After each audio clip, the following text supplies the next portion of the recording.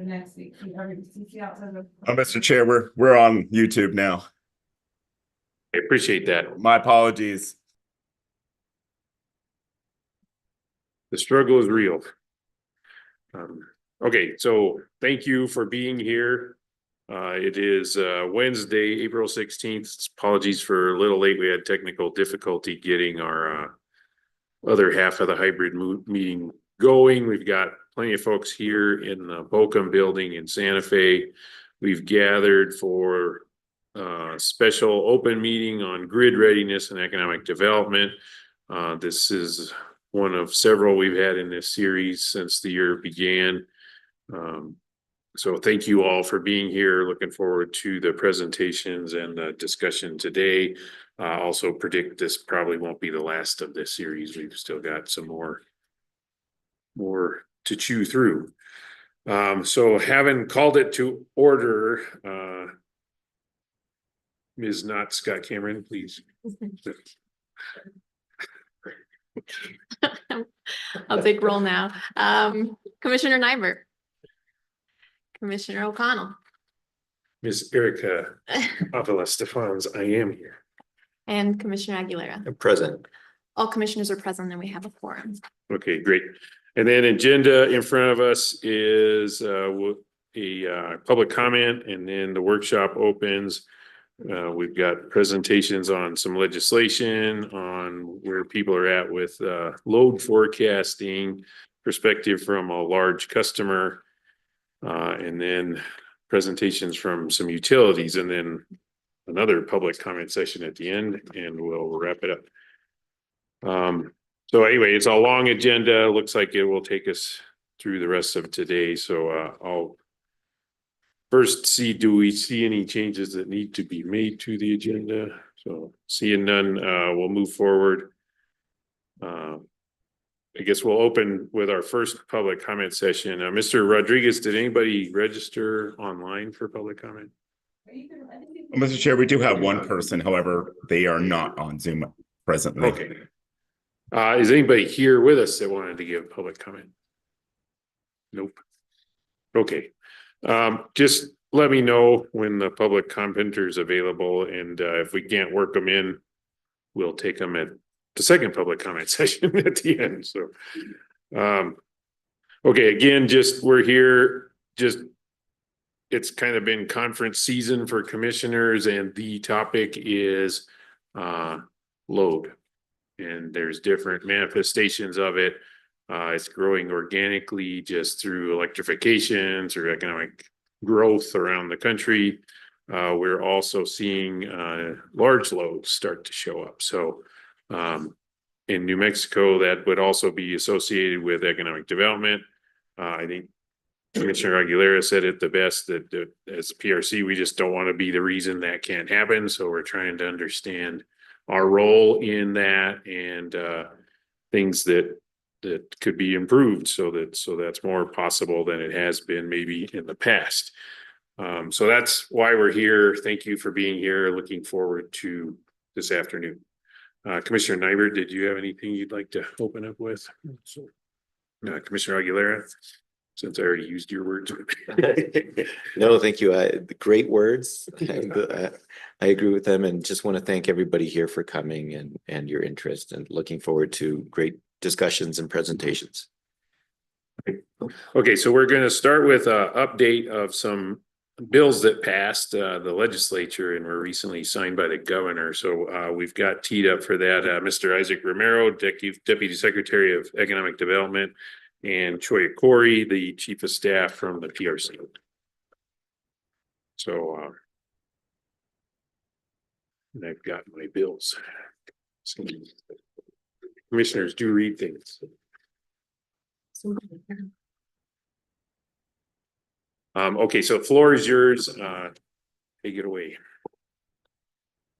Mr. Chairman, commissioners, thank you so much for the invitation today, and really excited to be here. Thanks for your and the team's support of getting some of these initiatives through, especially Senate Bill 170. Definitely got a little dicey at the end there, but we made it through and made it happen. Thanks to several efforts. So I think what we'll do today is just go briefly through the Senate Bills 169 and 170, the site readiness and utility pre-deployment. And then I'll pass it on to Choya to discuss a little bit more on the timeline for the utility pre-deployment piece. So we'll just start with the next slide. Oh, and Secretary Black sends his regards. He's currently traveling on a trade mission to bring and recruit some Asian companies to the state, along with the governor. So just as a quick high level, we'll talk about one thing up front, just because I thought it was critical to the infrastructure component, which is the Trade Port Development Act. That was House Bill 19 that passed as well. And so with the Trade Port Development Act, so we'll cover that briefly. We have Senate Bill 169, which is site readiness. This is the one that allows the Economic Development Department to categorize and classify sites for readiness for immediate development. There's also some funding attached to that as well. And then the utility pre-deployment, which I think is the one that we are really looking forward and caring about in this capacity the most. So we'll go to the next slide, please. So very briefly, the Trade Port Development Act is an opportunity to create trade ports throughout the state. We have identified around 2 to 3 locations around the state where these can be deployed. And where I thought that this was relevant for the conversation today is in infrastructure. So there's $50 million here where the state can enter into public-private partnerships, which is unique to the state moving forward.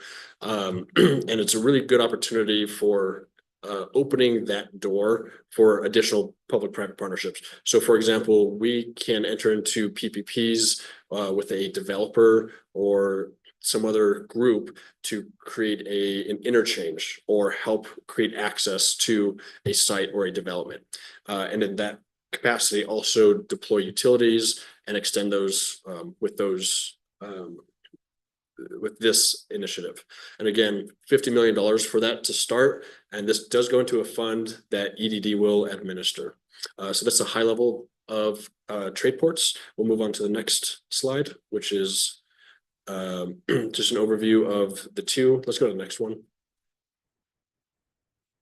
So one of the things that we were asked to discuss was kind of the overarching where did site readiness come from? So site readiness exists throughout the nation. I believe that there are 36 other states.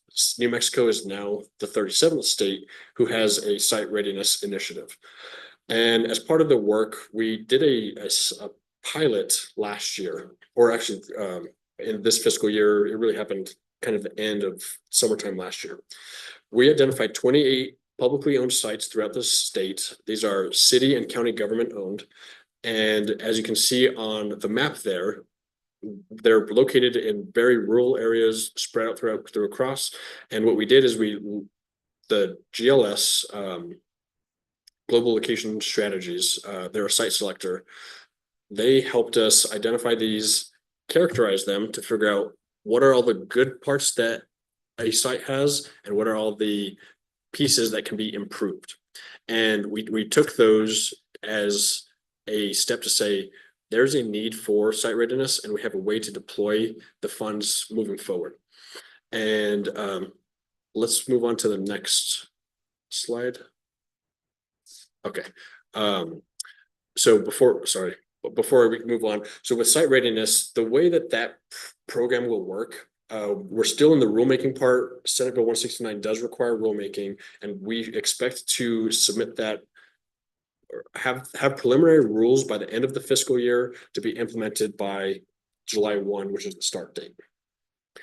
Senate Bill 169 requires economic development create a board, an advisory board, where that will vet all of the sites and then make a recommendation to the secretary. The secretary will then decide which sites to certify as strategic economic development sites. Once they're certified, those sites qualify to receive funding, which the legislature allocated $24 million, $8 million each for the next 3 years, fiscal years. So we'll have access to those starting July 1st. And with those funds, we can do just a characterization of a site. We can also help with utilities. We can help with grading, doing environmental site assessments, phase ones.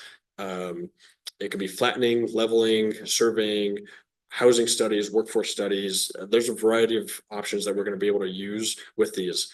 So as far as timeline, it's not clear quite yet, but it'll become clear in the next few months. So moving on to the big one, Senate Bill 170, which is the utility pre-deployment. The unique thing about Senate Bill 170 is the department has determined rulemaking is not required, which means we'll be able to make this more expedited. And this piece of legislation becomes effective June 20th. Let's actually move to the next slide, which I think has the timeline. Yep. So signed into law April 7th, June 20th, it becomes effective. We expect, we've been in conversations with utilities already who have some sites identified where we're going to be able to start on this pretty much immediately.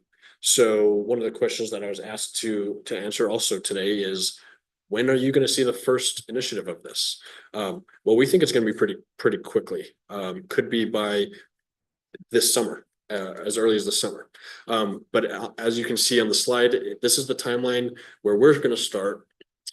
We don't, again, no rulemaking. So we expect to have our internal policies in place to receive the first applicant with a 60-day waiting period by June 21st. But with that, I'm going to pass it on to Choya, who can take over the rest of the timeline.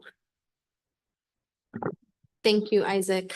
Commissioners. So we were contacted in the fall to work with EDD on this bill. And this is part of the legislative updates that you've been getting all along. So lots of this isn't news. But for those of you who might have questions, we worked with PRC staff to look at this, to look at the questions that were presented to us and make sure that this doesn't unduly hamstring or remove any jurisdiction from this commission.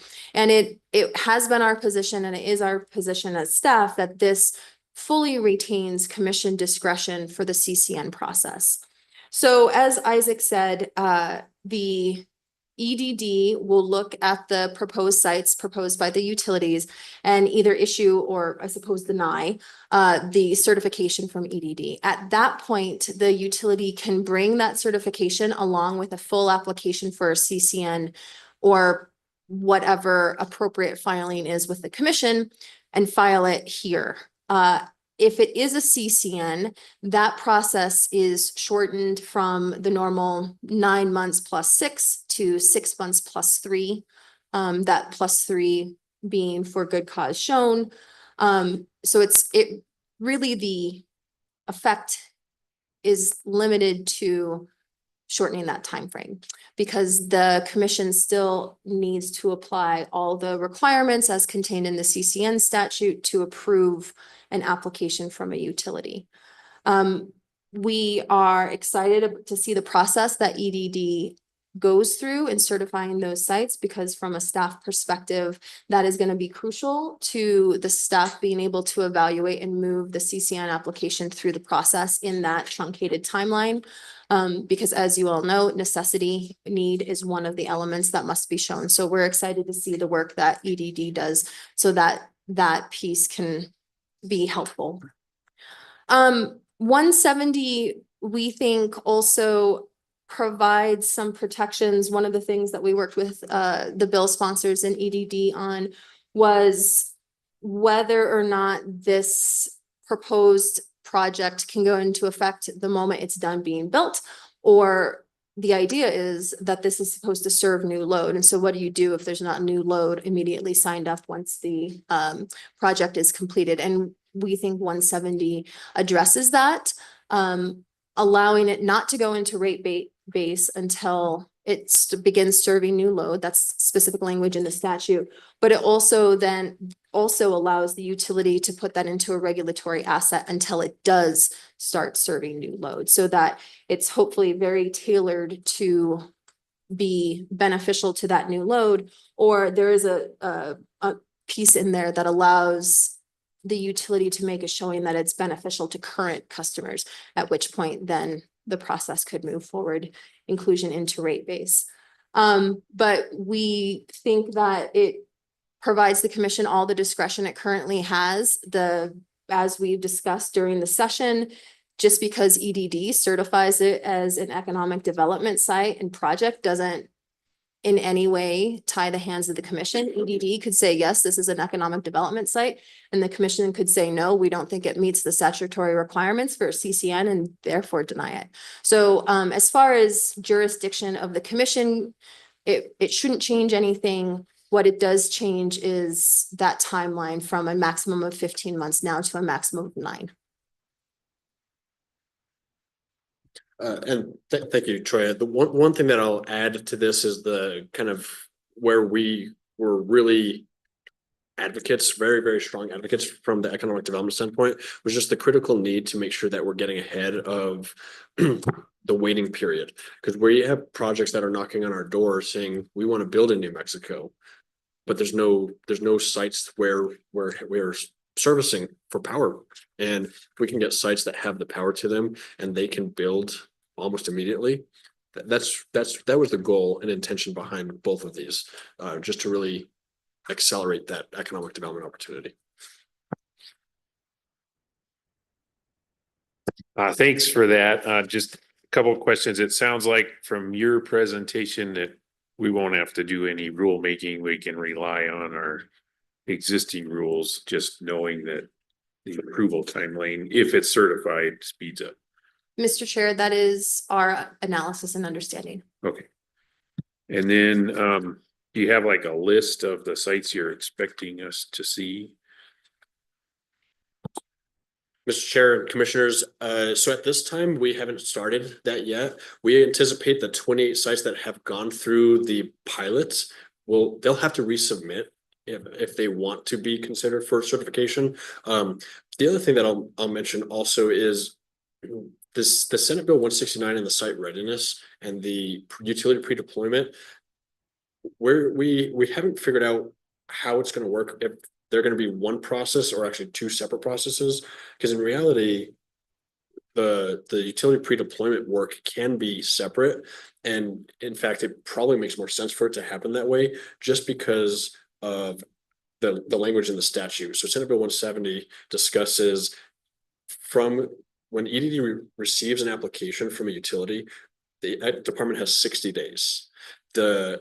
Whereas the Site Readiness Committee is only going to meet quarterly.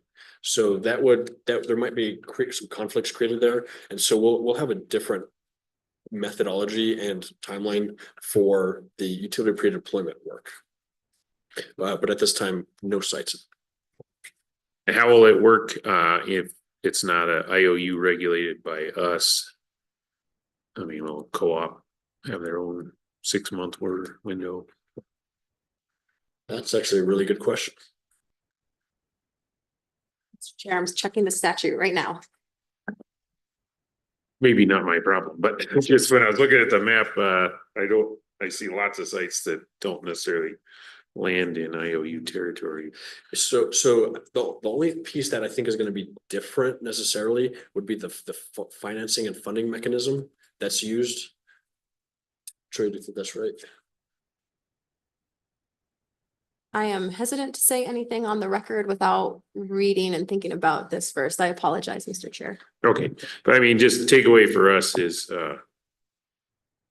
there's potential of 28 sites, but that's probably going to be, well, I guess, I don't know. Does that mean it's also going to be limited by the funding bill, or because they can pursue these sites without the funding, it could be all 28 of them that are within it? And are we going to see all 28 of them on August? Whatever is, I guess, my fearful question. Mr. Chairman, Commissioners, I don't believe we'll see all 28 coming through that immediately.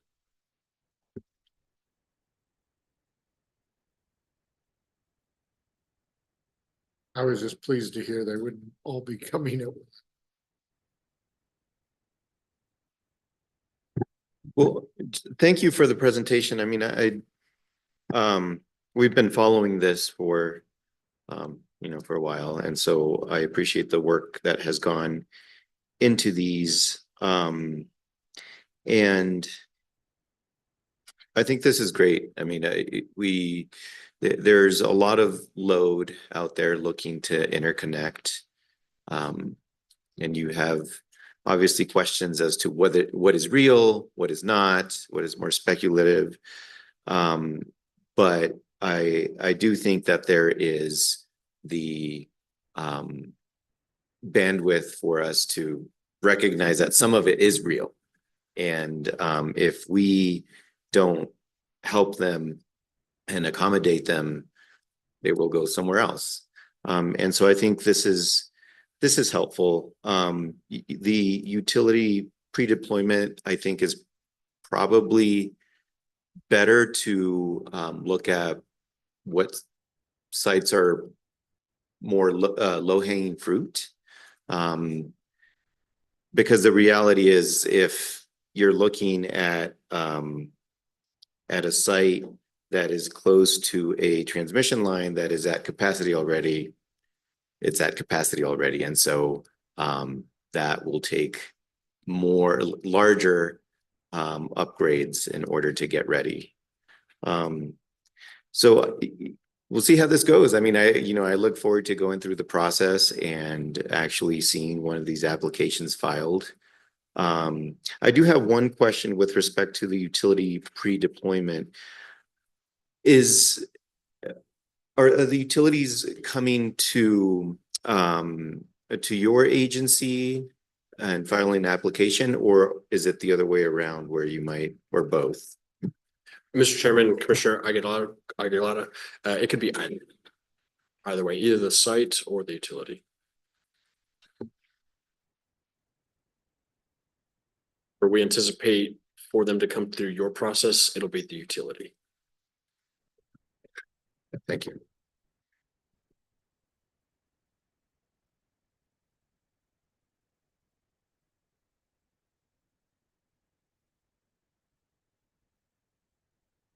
I don't have any other questions, Chairman.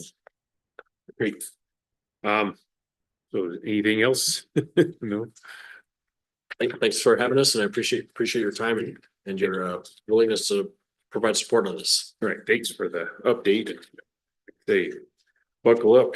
Mr. Chair, if I may, one statement to those parties that might be interested, happy to discuss our staff's analysis on this, or talk about any kind of questions that might be out there. People should feel free to reach out to me or staff, and we can accommodate that. Well, and broadly, I don't know if this is information staff possesses. In fact, I kind of doubt it, but the conversations we've been having in these workshops is, to the extent utilities can prime the pump by telling us what it is they're talking about, what they're thinking about, that improves the outcome of that 6-month window. And so I don't know if you have that information or if the utilities have that information, but without it, could be an interesting 6 months. Let's just put it that way. So the sooner people are aware of their plans and scoping of things, even before they make an application, I know they can meet with staff to talk through those kind of things before they file an application. I would encourage people to do that. So the first 2 months isn't, this application's incomplete. And to build on that, Mr. Chair, I would highly encourage anybody who's talking to EDD about these certifications to include our advocacy staff on those communications, if for no other reason than an FYI, and this is coming, but also because as we're developing this process collaboratively and together, I think there's room for conversations to happen. Yeah. And then, I share Commissioner Aguilera's optimism here. I just thinking, how can we do the best job possible here? And that was one of the phrases at the regulator conference yesterday, is always solve for something better. Just because you got something that worked once, do it better the next time. Right? Thank you. Okay, so back to the agenda. I guess, Mr. Rodriguez, is our public commenter available? Not at the moment, Mr. Chair. Okay, I think he might be available for the later public comment period. okay. Yeah, that's good. I mean, we definitely want to hear from him, but. Do we have Brattle available? Yes, I am here. Ah, Can you hear me okay? yes, welcome, Dr. Lamb. I'm just going to, broadly, I was the one that I'd encountered this study before, and I thought it was interesting that you've got two maybe different load forecasting problems. One is the one everybody's been working with for the last 20 years, which is load growing from your existing base. But then you also now have this dynamic where big loads can just plop in later. And I kind of was interested by how Brattle had segregated those two problems. So anyway, glad you're available and would like to make sure I understood that study the way I thought I did. So I'm just going to turn the floor over to you. And again, thanks for being here. There's quite a few people in the room here in person. So if you've got moments where you do want to check in for questions, go ahead and ask. If not, we'll try to save our questions and catch them at the end. So floor is yours. Yes, sir. Thank you. Thank you, Mr. Chair. And Erika said that she would be able to help me share screen, and I just want to confirm that you all are able to see the screen right now. Yeah, we have your landing page slide on the screen right now. Okay, thank you so much. My name is Long Lam, and I am a managing energy associate at the Brattle Group. And for those of you who are not familiar with Brattle, we are a global economic consultancy with over 500 employees across a dozen offices. And within Brattle, the energy office, the energy group is the largest practice area. And we work on a variety of topics across the power sector, ranging from resource and transmission planning to distributed energy resource integration and tariff design. Over the past several years, my team and I have supported many industry stakeholders with issues arising from the growing demand for electricity. I'm excited to be here today to share some insights from that work.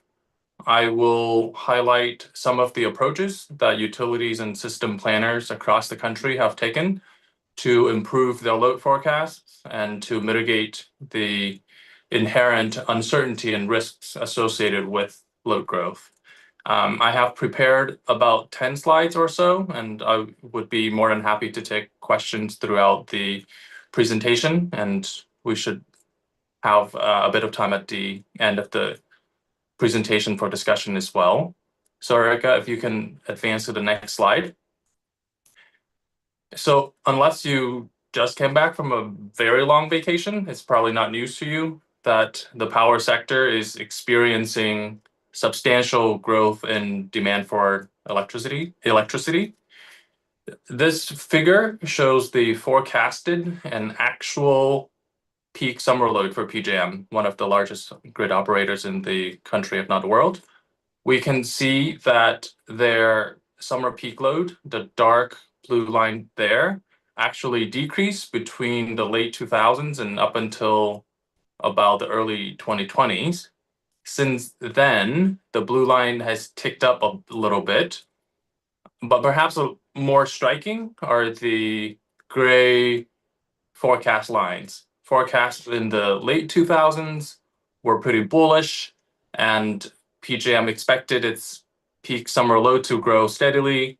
And when that growth did not materialize, PJM adjusted the forecast in the subsequent years, and the forecast made in the late 2010s show pretty flat load growth.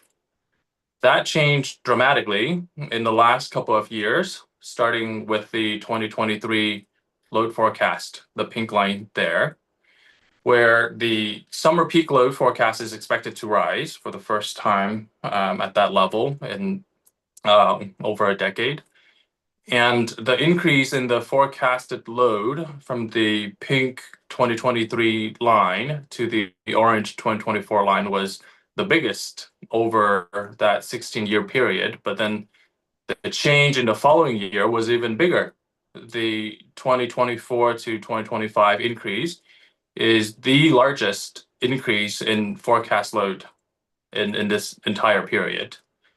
And just to look at some numbers, in 2023, PJM forecasted that the 2032 peak load would reach 160 gigawatt, about 10 gigawatt higher than today.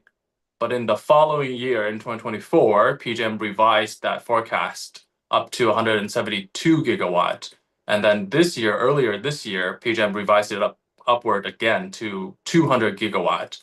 And that is a 25% increase in just 2 years.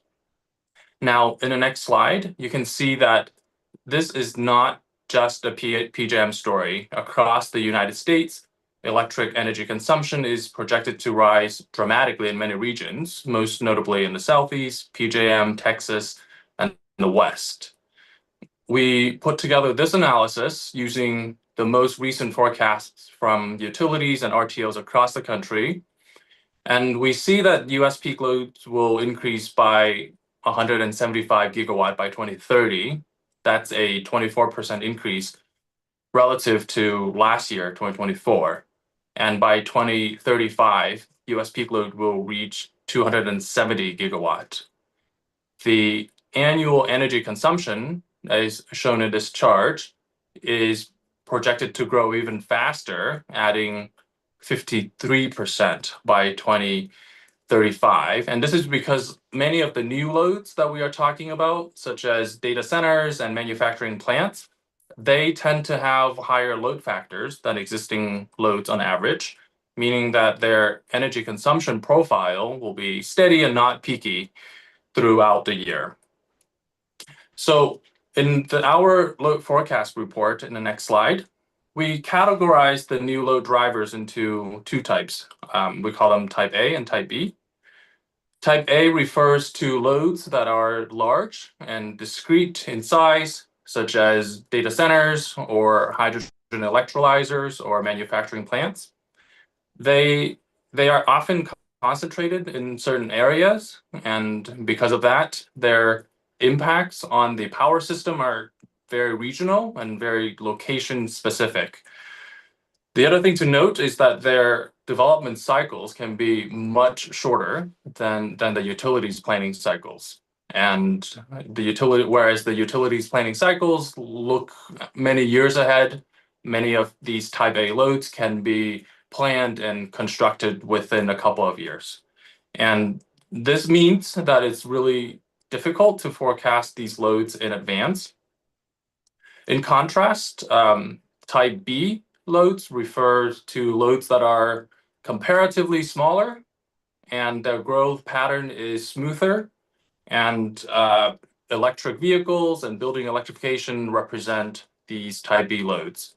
And the growth patterns of these distributed loads are more predictable, and they can be derived from previous experience or from the experience of similar jurisdictions. However, there is a large range of uncertainty when it comes to how these type B loads are going to show up, including their trajectory, the timing, and also the location. One other thing to note is that these type B loads are often connected at the distribution level, so it is important to conduct load forecasts at a more locationally granular level to ensure that the local network will be able to support all load growth. So after reviewing what the major load drivers are, we put together a snapshot of growth projections for each of the drivers that others in the industry have reported in the next slide, slide 4. We saw that electricity demand for data centers was expected to almost double by 2030. This number was reported by S&P Global, and some of the more recent reports show much higher projections. as interests and investments in AI have increased since we put together this report. We intentionally distinguish electricity demand from traditional data centers, which are used for streaming or AI training, from data centers that are used to support cryptocurrency mining activity. This is because load from crypto mining is especially difficult to forecast. These facilities can ramp up its demand or ramp down its demand more easily in response to changes in market conditions. For example, if there are big changes in crypto prices or in electricity prices. And another factor is that crypto loads can depart pretty quickly as well. We saw that demand from industrial electrification would account for the largest share of the total load increase, adding about 36 gigawatt of demand by 2030. And a lot of this would come from onshoring of manufacturing activity and hydrogen production. With respect to type B loads, building electrification would increase electricity demand by 7 gigawatt by 2030, and transportation electrification by about 8 gigawatt. So putting all of this together, this is a huge increase in load growth. Even if half of all of this projected amount would actually materialize, that would still represent a very significant number. But it is also important to remember that the total load increase in peak load can be and will be mitigated by demand side resources such as distributed generation, flexible loads that can be aggregated and dispatched in the form of virtual power plants, for example, as well as energy efficiency. So when conducting a load forecast exercise, it's important to include these demand side resources as well. Next slide. We conducted a survey to see how utilities and system planners across the country have evolved their forecasting methods to incorporate these new load drivers. We wanted to know if utilities and system operators have included these type A and type B loads in their forecast. We saw that type A loads are not often included in the forecast that we surveyed, although some have begun to adjust their forecast methods to explicitly incorporate these new load drivers. For some utilities and RTOs, changes in methods have resulted in pretty substantial changes in the load forecast over the course of a few vintages, PJM being an example that I showed earlier. In contrast, the overwhelming majority of the utilities and RTOs that we surveyed include type B loads like electric vehicles and electric heating, as well as demand side resources like energy efficiency, demand response, and distributed energy resources in their forecasts. And again, because type B loads tend to impact the distribution system more, so it is important to understand which parts of the distribution system these loads will materialize. That said, we did not see many entities conducting type B load forecasts at a locationally granular level, say, for example, at the substation level. Let me pause here to see if there are any questions in the room before I move on. Thank you. I had a couple questions back on slide 3. If you could just, and maybe you said it and I missed it, but on the type A loads and the potential solutions, it's got create capacity with load flexibility. Could you just give a couple examples of what that means? Yeah, I'm going to, sorry, I'm hearing an echo. Okay, maybe that's gone. Yeah, so I'm going to talk more about this in a little bit, but what I mean here is that if the new loads are able to shift their energy usage in a way that would reduce the total system peak load, then that system can accommodate more of the new loads, right? So, for example, traditionally, utility and system planners plan for the highest the highest peak load hour or hours in the year. And if the new loads can reduce their energy consumption or shift their energy consumption to avoid using energy during those hours, then that would create more headroom in the system in order to accommodate these loads more. Does that make sense? Yeah, thank you. I think I was causing the echo, so I'm just gonna turn the mic off and let you keep going. Okay. So let's move to slide 6. So in the next several slides, I'm gonna discuss how system operators and utilities are managing the uncertainty associated with forecasting and planning for large loads. Take ERCOT, for example. Its 2024 forecast shows that in 7 years, the system summer peak load is going to increase from 85 gigawatt to about 150 gigawatt. This is a 75% increase. Much of this growth is attributed to data centers, but an important change in ERCOT's load forecast method is also responsible for this large jump. And that is a recent piece of legislation requires ERCOT to include in its forecast all prospective load growth, as long as there's a letter from an officer of a transmission service provider saying so. And the transmission service provider officers really don't have a lot of skin in the game, so to speak, and they're not penalized in any way if the load does not materialize. So that makes the load forecast less useful for planning purposes, since you don't know which ones are likely to come through. So in the most recent forecast, as seen in the green lines here, ERCOT reports an outlook that includes all officer letter loads as required by the law. That's the solid green line. ERCOT also includes an adjusted forecast, as seen here in the dashed green line.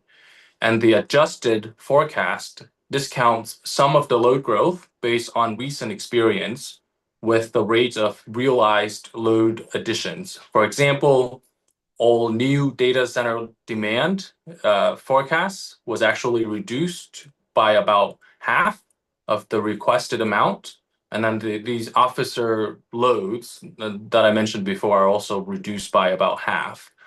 The MISO also took this approach to their recent long-term load forecast, where they apply a 40% discount to new data center loads.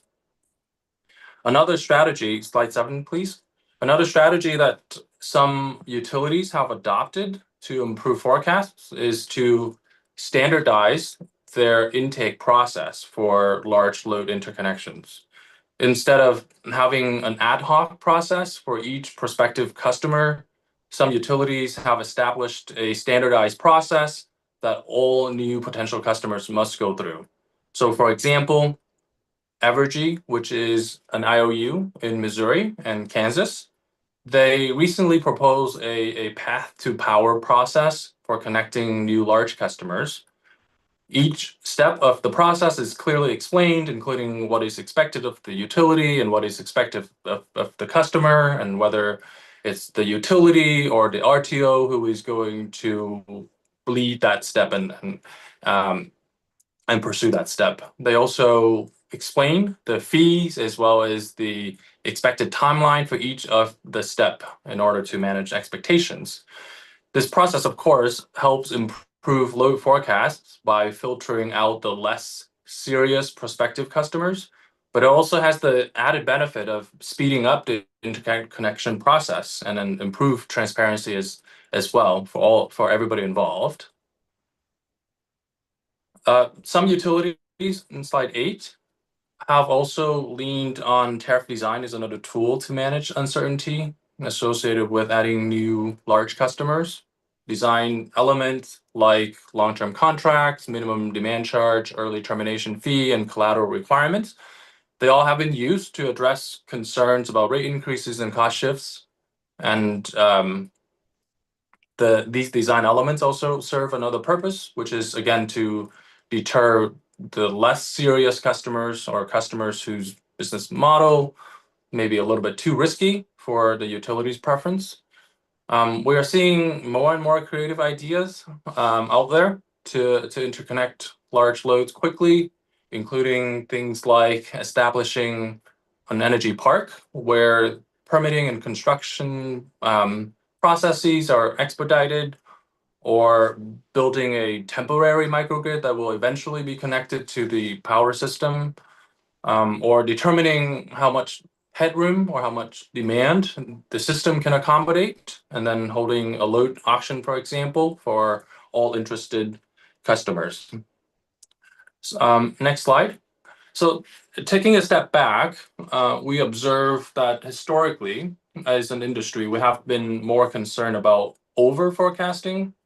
As you can see in this figure, often called the NERC fan, starting in 1974, every year's subsequent 10-year forecast projected a lot less growth than the year before. And this figure is a mirror image of the PJM load forecast figure that I showed earlier. And the concern there is that over forecast would lead to more grid infrastructure being built, more investments in the grid, and increasing costs for everybody, especially when the new load is not going to show up. But today, in today's environment, where many of the new loads are policy driven, under forecasting may carry the risk, even greater risk, because of the long lead times to connect new generation projects, because of the long time required to build transmission projects, and not having enough power infrastructure to serve new manufacturing facilities or new data centers also means that we might have to forego some of these economic opportunities. Avoiding both over forecasting and under forecasting is of course important, and it is also important to get more out of the existing system by leveraging and operating all existing resources efficiently, and by operating the grid more flexibly. And that way we can add more loads to the system more quickly while minimizing rate pressure on all customers.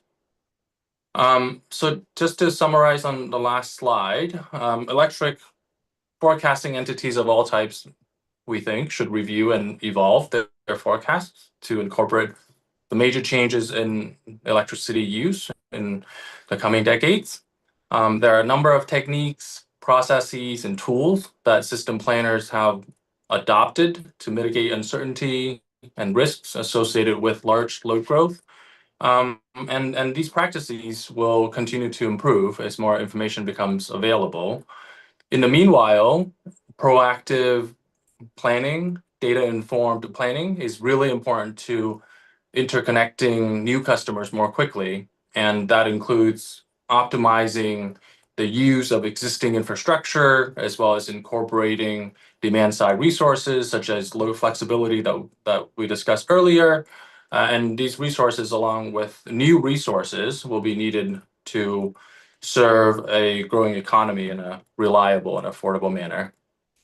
And that's all that I have prepared formally for the presentation, and I would be happy to take questions now.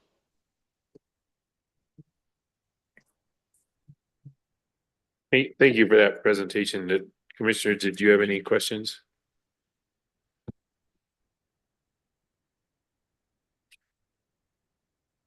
Mr. Chair, I have a couple questions, and my first question is that at least in the part of the state that I'm from, there's tremendous demand that is not going, or is not able to connect because lack of transmission. And I guess that goes to trying to forecast this stuff and not having a perfectly accurate crystal ball. But we're seeing the impact of that and maybe the costs that society is paying as a result of not getting sufficient transmission down to service that demand. Likewise, I suspect that on the other end, if you overestimate your demand, then ratepayers are having to pay for infrastructure that is not utilized to its full extent. And so how do you, I guess, really calculate the cost of over and under forecasting in light of that? And you know, I think New Mexico would like to land some of these large load centers called data centers, what have you. But there's no certainty until somebody signs contracts on the dotted line. So how do you wrestle with some of those issues?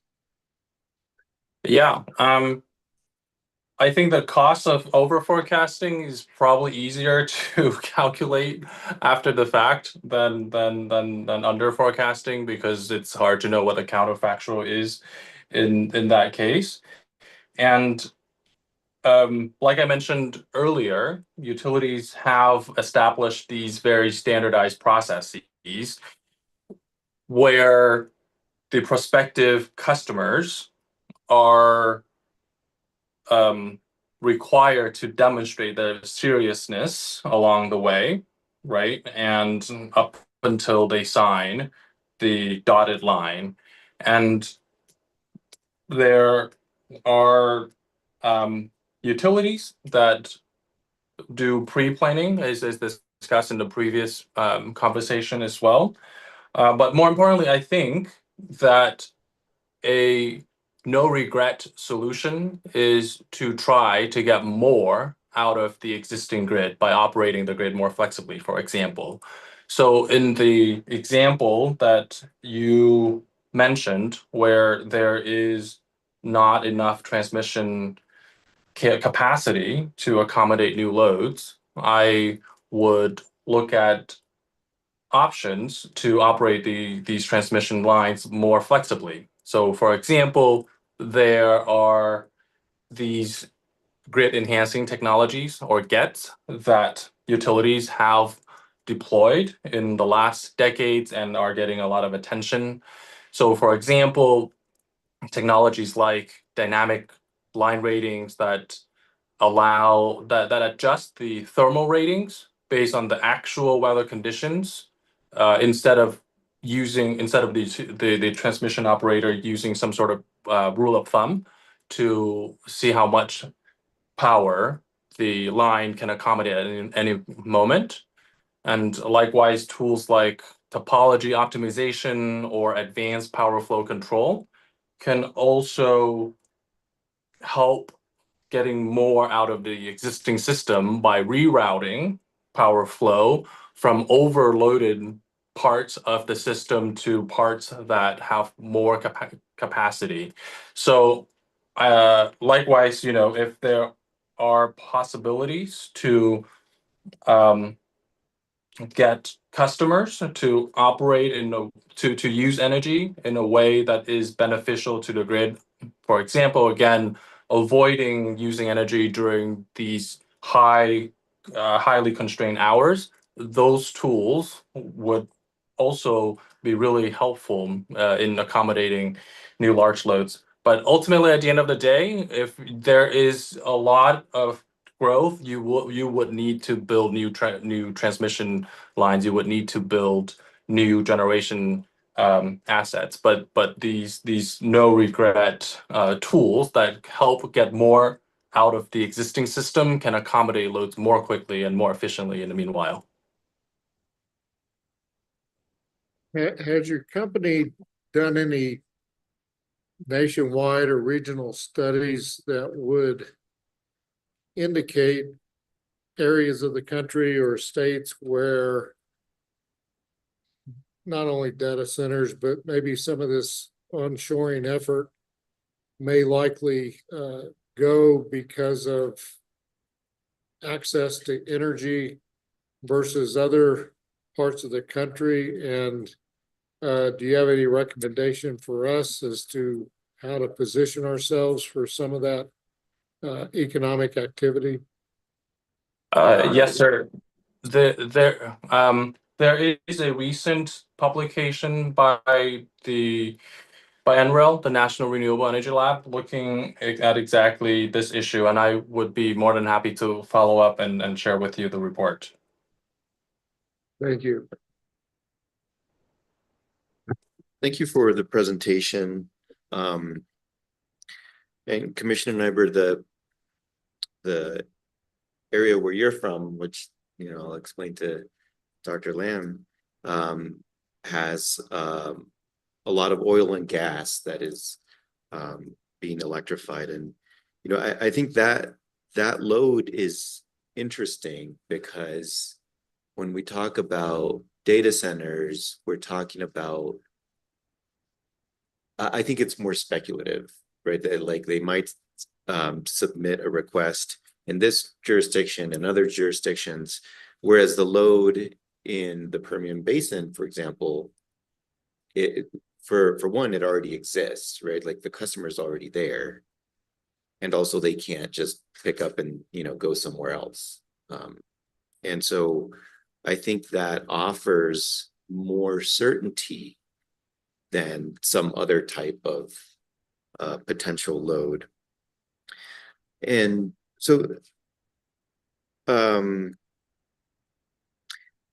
on slide 8, there are some tariff designs that can mitigate risks from load growth.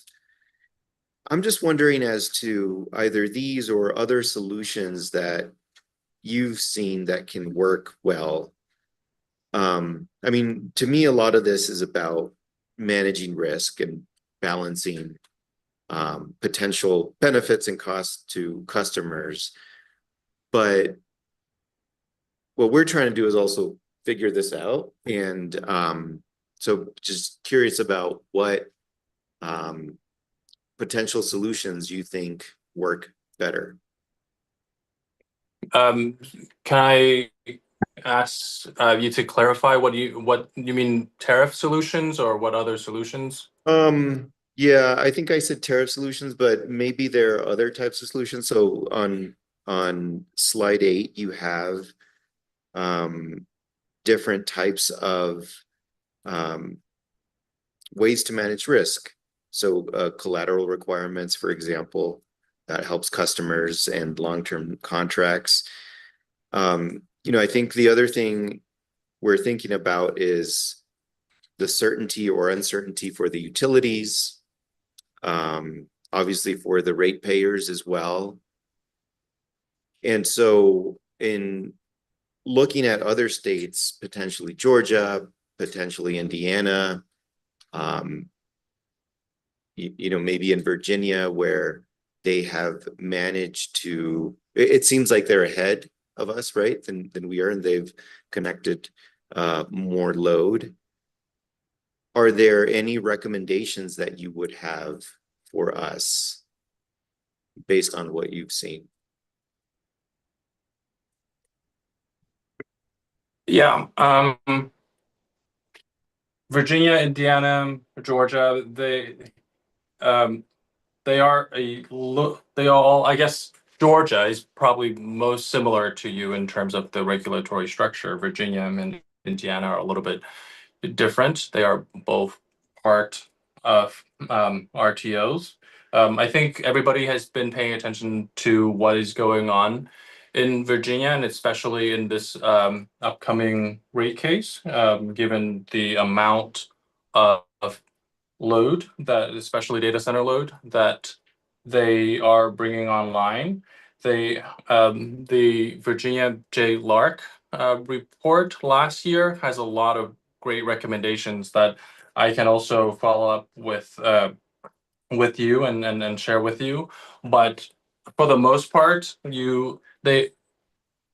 I think the concerns and the opportunities are real. The concerns that some of these loads can be maybe speculative, right? And they may not show up. I think those concerns are real, and some jurisdictions try to come up with a framework to prioritize which loads we are going to take more seriously versus others. I'm not familiar with the regulations in New Mexico, whether you would be able to do that, but that is one way that I've seen utilities in other jurisdictions are able to do. And then the second thing is just to look at what the costs are going to be. I think everybody agrees that everyone should pay for the fair share of costs, and I think everybody agrees on that principle. But when it comes to the implementation, the devil's in the detail. What does that actually mean? What does the tariff? What should the tariff? What should the tariff look like for these large customers, for example? And that's when things can be very contentious, and that those discussions vary from one jurisdiction to another, and we can point out, some best practices. So, for example, some of the elements that I'm showing here are often included in the tariffs for large load customers. But again, some of them can be very, very contentious. AEP, for example, in Ohio, they are still working through the proposed tariff for large loads, and it's been taking a while because it attracted a lot of attention, and a lot of stakeholders have very strong opinions about the design as well. Okay, thank you. And just one other question. You mentioned temporary microgrids, and that could later be interconnected with the rest of the grid. Do you have examples of that?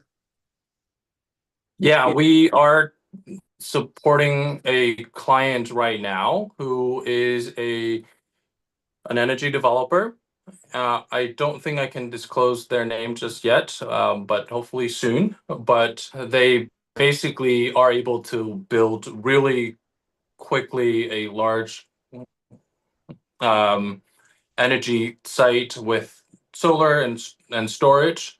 But the thing is, they're not really close to the closest transmission line. So their idea is, okay, let's build this microgrid right now and try to get a customer to move to this site. And then in the meanwhile, they will try to connect to that closest transmission line. So that way you have a temporary solution for bringing these large customers, and supplying them with energy resources while having a backup plan of connecting them eventually to the grid. Okay, thank you. Yeah, I mean that's an interesting idea to me. I think if I'm a utility, I probably don't like the idea of a microgrid. But a temporary microgrid, I think, maybe it's something that is possible, knowing that eventually I would own the assets and get a return on it. And I think it is a compromise, because you can have a utility that would oppose a temporary microgrid or a microgrid, but I think what happens in the end is you just, if you fight it or put up barriers, you just end up losing the customer. And so, yeah, I don't know. That kind of caught my attention, and it's something that I've been thinking about, and also just with respect to generation as well, even if you don't need to improve the distribution system. The other reason is because I think we have a lot of excitement right now, and we have these bills on economic development, but I think the reality is that the lack of transmission is going to come and really just ruin our plans. So I think that a temporary microgrid could you know, or solutions similar to that could be beneficial to consider. Yeah, and I think, you know, if the utility is able to jointly develop that microgrid with a third party, I think that is also another interesting solution to get everybody involved.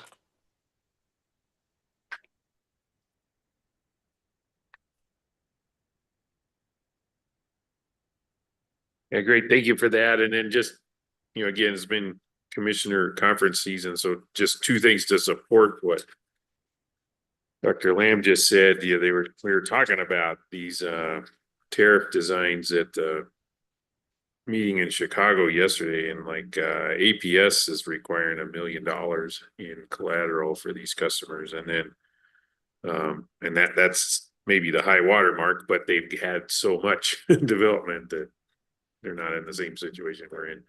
And then the other interesting thing that we heard last week in Santa Fe was commissions that are dealing with some of these large loads. It's not just large load that is the concern anymore. It's a large load with a small balance sheet, because they're finding the bigger companies are willing to step up to these kind of designs and pay their fair share on the way in and commit to exit costs if they leave early. But it's the folks that want to get into the game and build a data center and then sign up customers later that the commissioners around the country seem to be more concerned with. But so anyway, I don't know if that helps Dr. Lamb or not, but grateful that you could be here today and walk us through that. Yes, absolutely. Okay, so I'm realizing now, don't ask Erika to set an agenda because there's no breaks in here at all. But I was gonna say, Mr. Sullivan, are you online? Hi, Chair. Yes, I'm here now. Okay, so let's go ahead and get presentation from Google, and then after that, take a quick break and transition over to the utilities. And you're allowed to leave if you need to. And Erika, can I just ask you to progress slides? Is that okay? Mr. Sullivan, yeah, I can do that for you. Oh, great. Thanks a lot. And just let me know when it's okay for me to go. I thank you for being here. We just, heard some interesting theoretical things, and then looking forward to hearing it from your point of view, because I know you've worked with some of these different tariff and different solutions across the country. So thank you for being here, and the floor is yours. Okay. Well, thank you. Thank you, Chair O'Connell and Commissioner Aguilera for the invitation. And also Commissioner, I don't want to butcher your last name, but Commissioner Nybert, is it?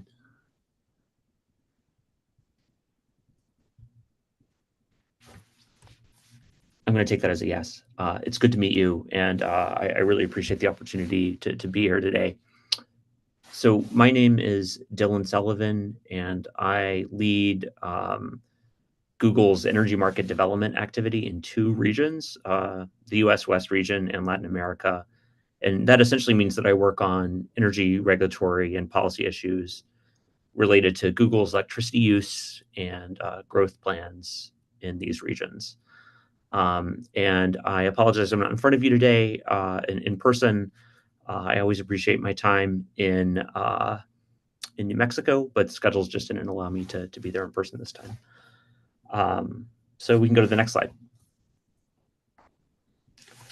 So you're probably already familiar with many of Google's products. Maybe you got to work today using Google Maps. Actually, you probably already know how to get to work, but sometimes I still use it as a security blanket. Maybe you've used YouTube videos to learn a new skill.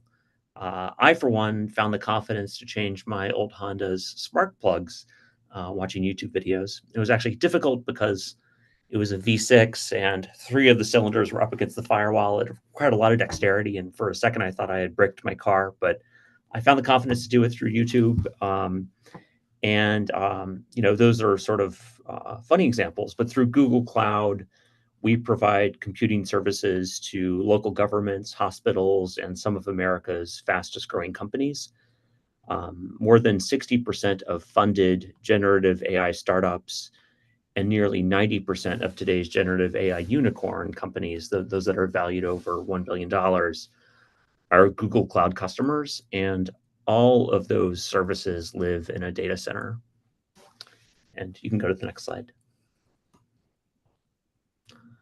So globally in 2023, our parent company Alphabet's electricity use was 25.9 terawatt hours, which is similar to the total retail sales of North Dakota. So that's global electricity use. And also in 2023, for the seventh year running, Google matched 100% of its global annual electricity consumption with purchases of renewable energy.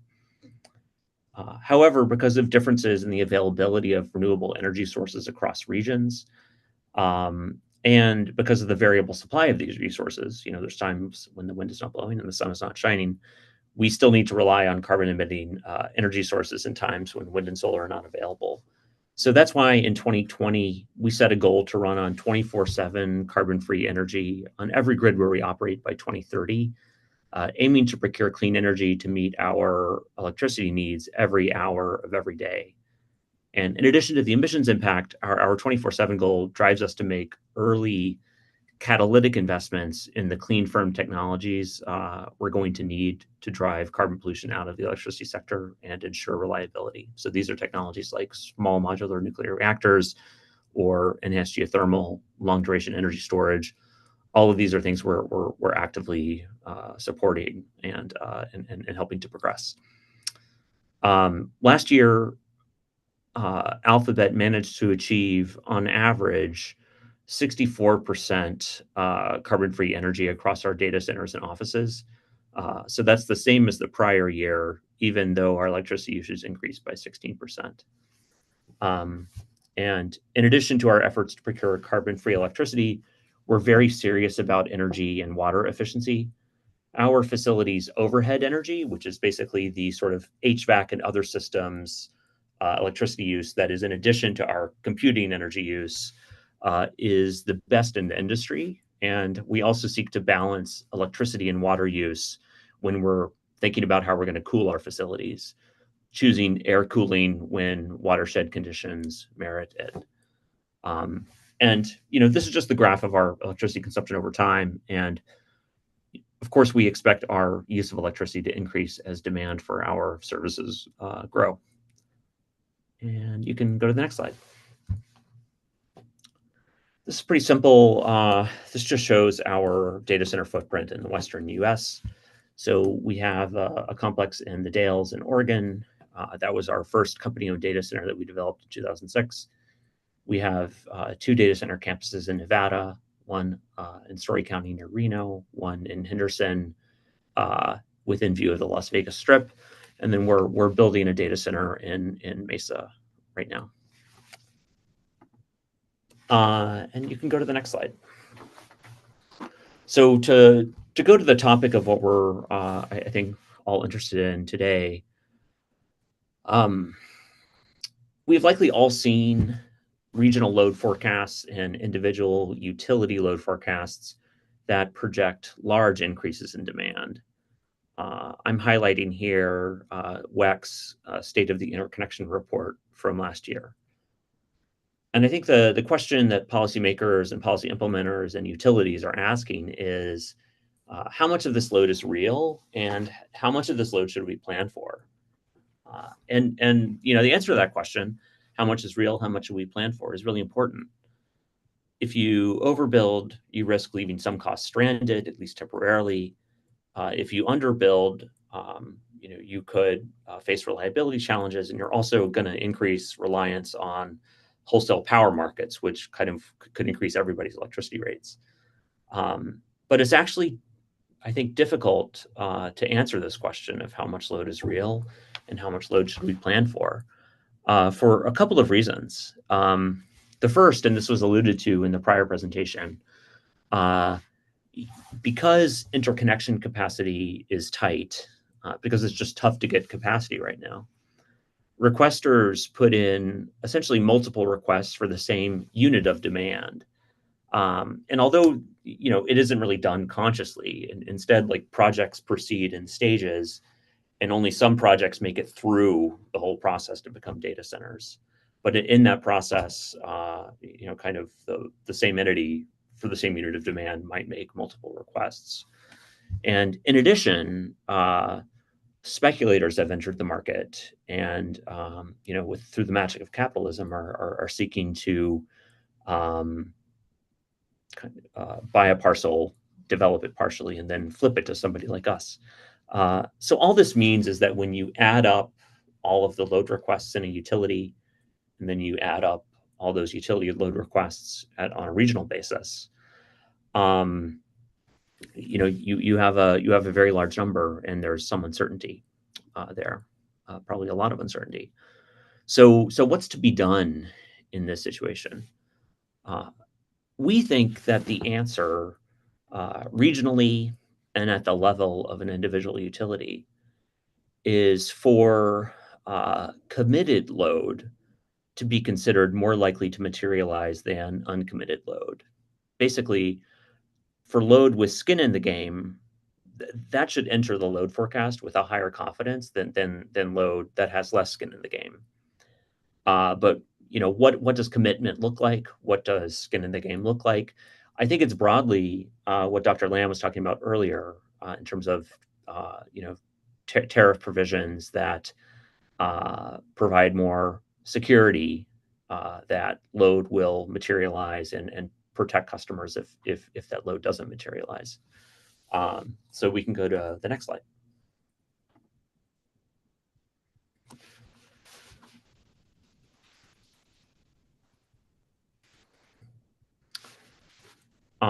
So as data centers were moving to the forefront of energy policy conversations last year, Google and others in the industry began thinking about what we could do to address the challenges and opportunities from new large loads coming onto the system.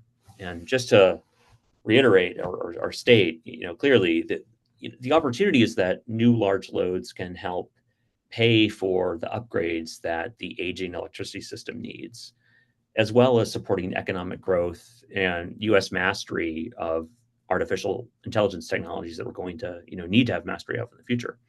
So that's the opportunity. The challenge is, what if utilities and developers build, but projects don't happen?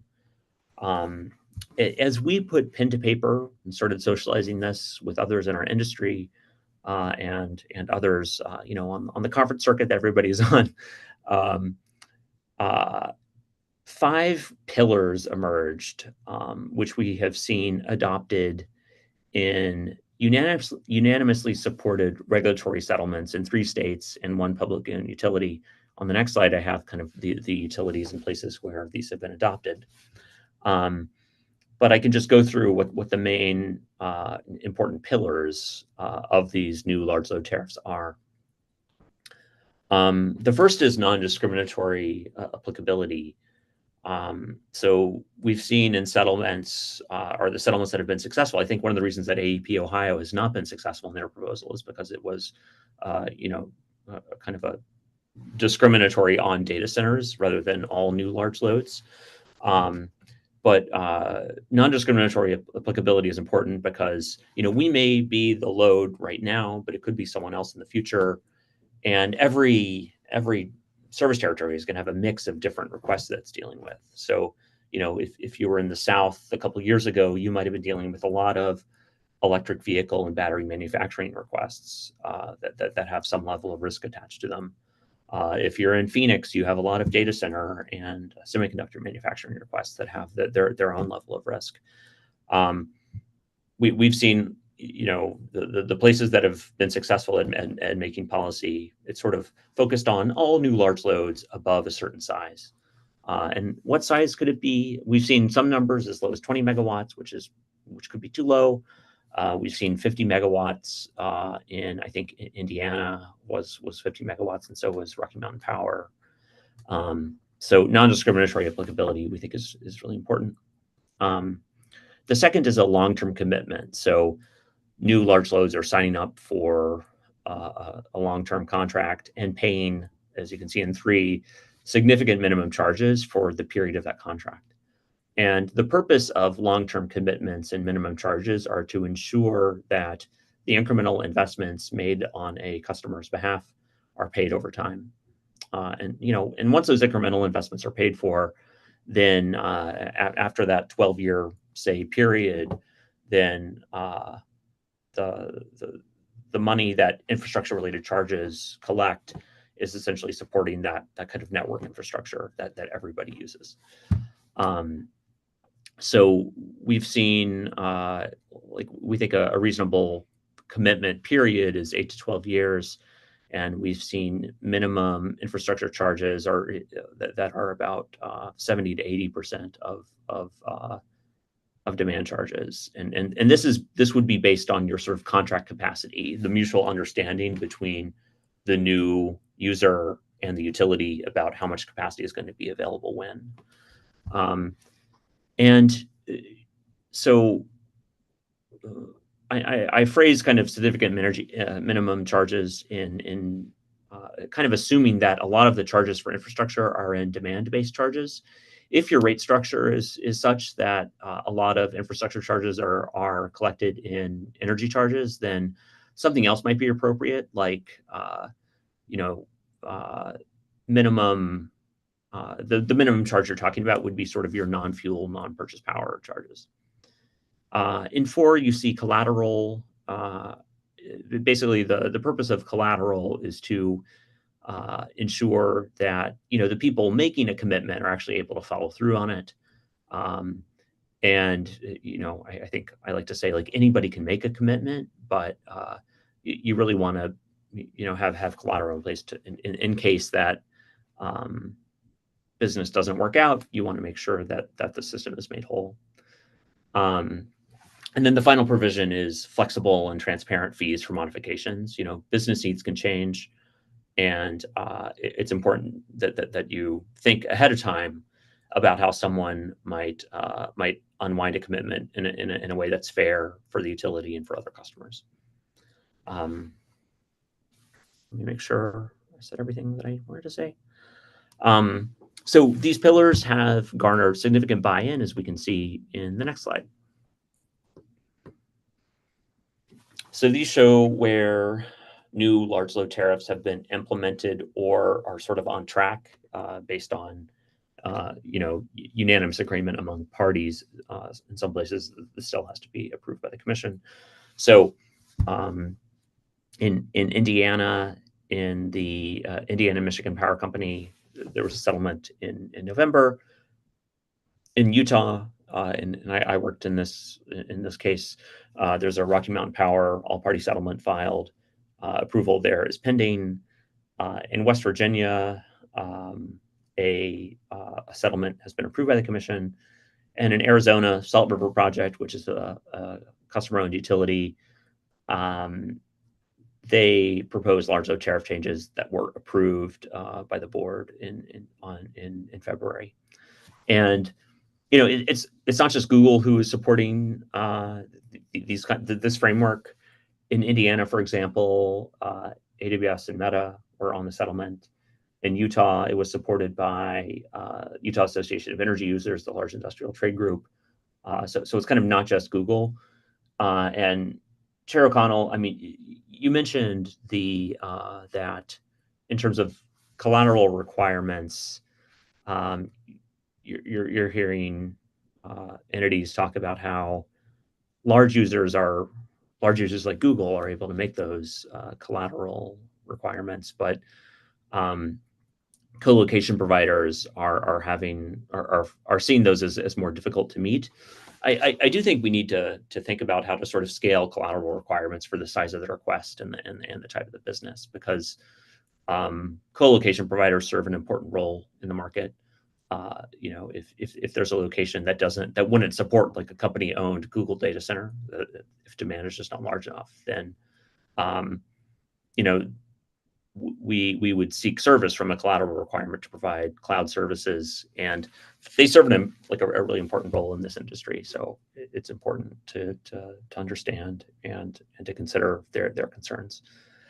And I think we're seeing, this is the issue of the moment, and so I think we'll be able to add to this list based on what's happening this year. And so again, just to sort of wrap things up, it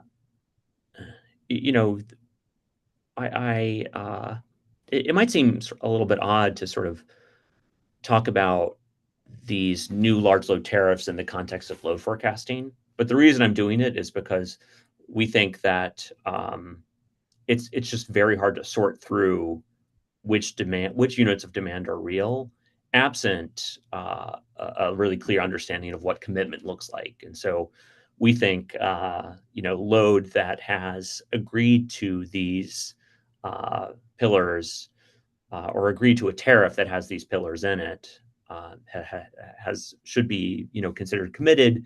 And, if you're trying to do load forecasting based on large load requests, you basically multiply committed load by a higher fraction than you do uncommitted load, and that could be one way to skin this difficult to skin cat.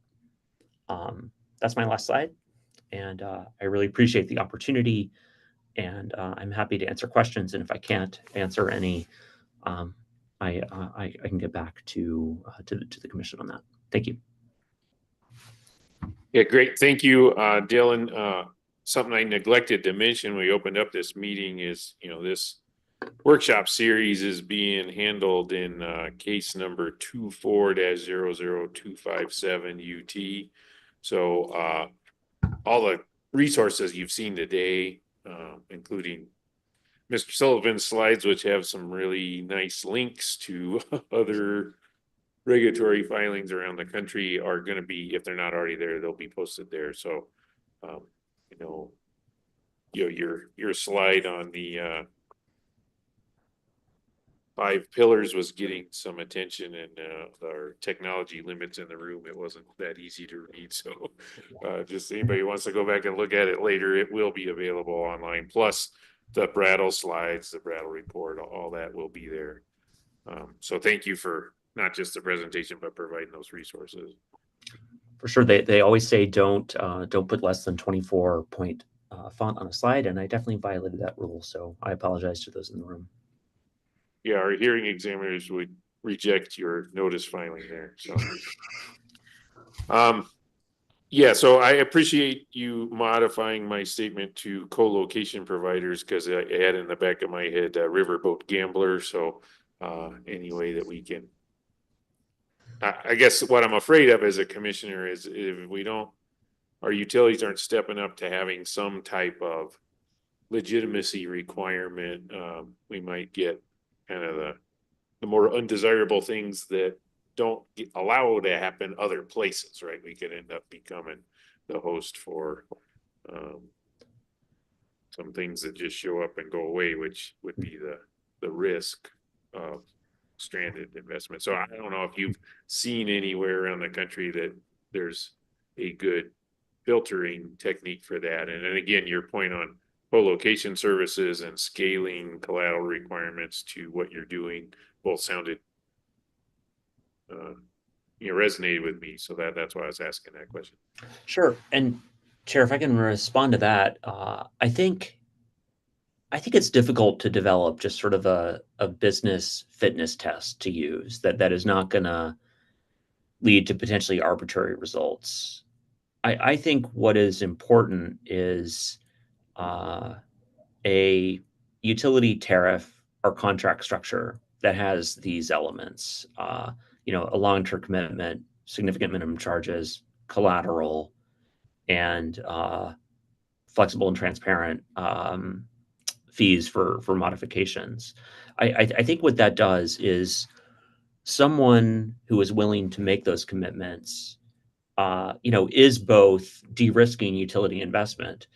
It's also providing information to the utility about that customer's that customer possesses a real business model and a real chance of making use of that request. So a tariff or a contract that has the 5 pillars is useful just because, then you get the money in the door for the investments that you're making. But it provides you information about the requester that might otherwise be invisible, if that makes sense.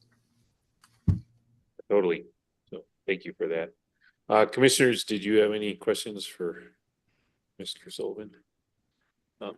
Thank you for the presentation. I agree with you, Chairman, that there needs to be a way to filter. I think the analogy that I think of is the interconnection queues across the country just being backlogged because anybody can submit a request. And I know that some of those requirements have increased or are increasing soon. And so I think that's something that we could learn from here. And I think that's what I see in these 5 pillars as well. So my question is, I often hear about speed being a priority, especially for large customers and those that deal with AI and other advanced technologies, because you want to stay ahead of the game, right? And so if you can't connect right now, your competitors might get ahead. And so I'm wondering what that means in terms of the cost. So everybody should pay their fair share. And I'm wondering whether speed and kind of eliminating some, like speed as a benefit for large customers and reducing some of the risk that ratepayers get could result in kind of a shift in what we normally think of as everybody paying their fair share. So, if the large customer pays more, and that makes us as regulators feel more comfortable that other ratepayers are going to be okay. Is that something large customers are willing to entertain and talk about? Commissioner Aguilar, that's a great question. I think I just want to start about saying like why speed is important. The U.S. is in an artificial intelligence race. I mentioned that Google will provide services to 90% of the generative AI unicorn companies. No one in our business likes to, and really no business likes to be in the position of turning away customers. And that is the position that we're sometimes in now. And I think I kind of interpret your question as saying, like, are you willing to pay for speed?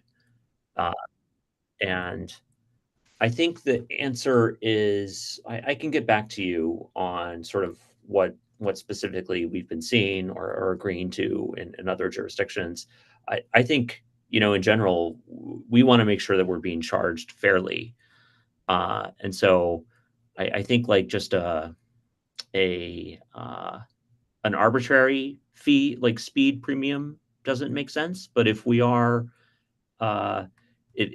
bringing forward investments, like I would, if we're creating upstream transmission investments, for example, that wouldn't have existed but for us, I think in any world we should be paying those, right?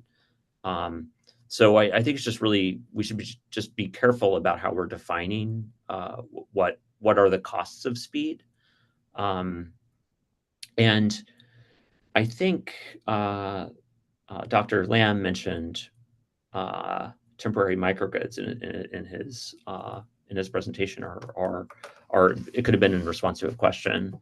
I think that is another potential solution to the speed issue. I don't think being on a microgrid forever. I don't know if we're going to get comfortable with that. because we have certain reliability expectations. But it could be a solution to how do you get load fast as the system is being built to serve you.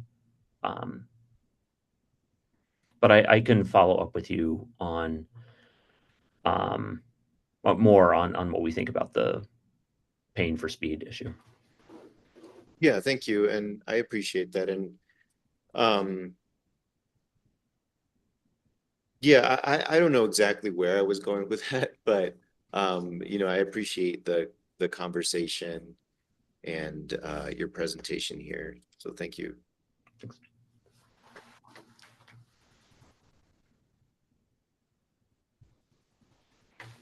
Okay, I'm not seeing any more questions, so again, thank you for participating this afternoon, and look forward to continuing the conversation. Okay, thank you for having me. Bye. Yep. And then, like I said, I think we should be in recess for 10 minutes, and then we'll come back and start up with how utilities are responding to the load forecasting challenge. So instead of that starting at 3:15, we'll start it at 3:25. Thank you.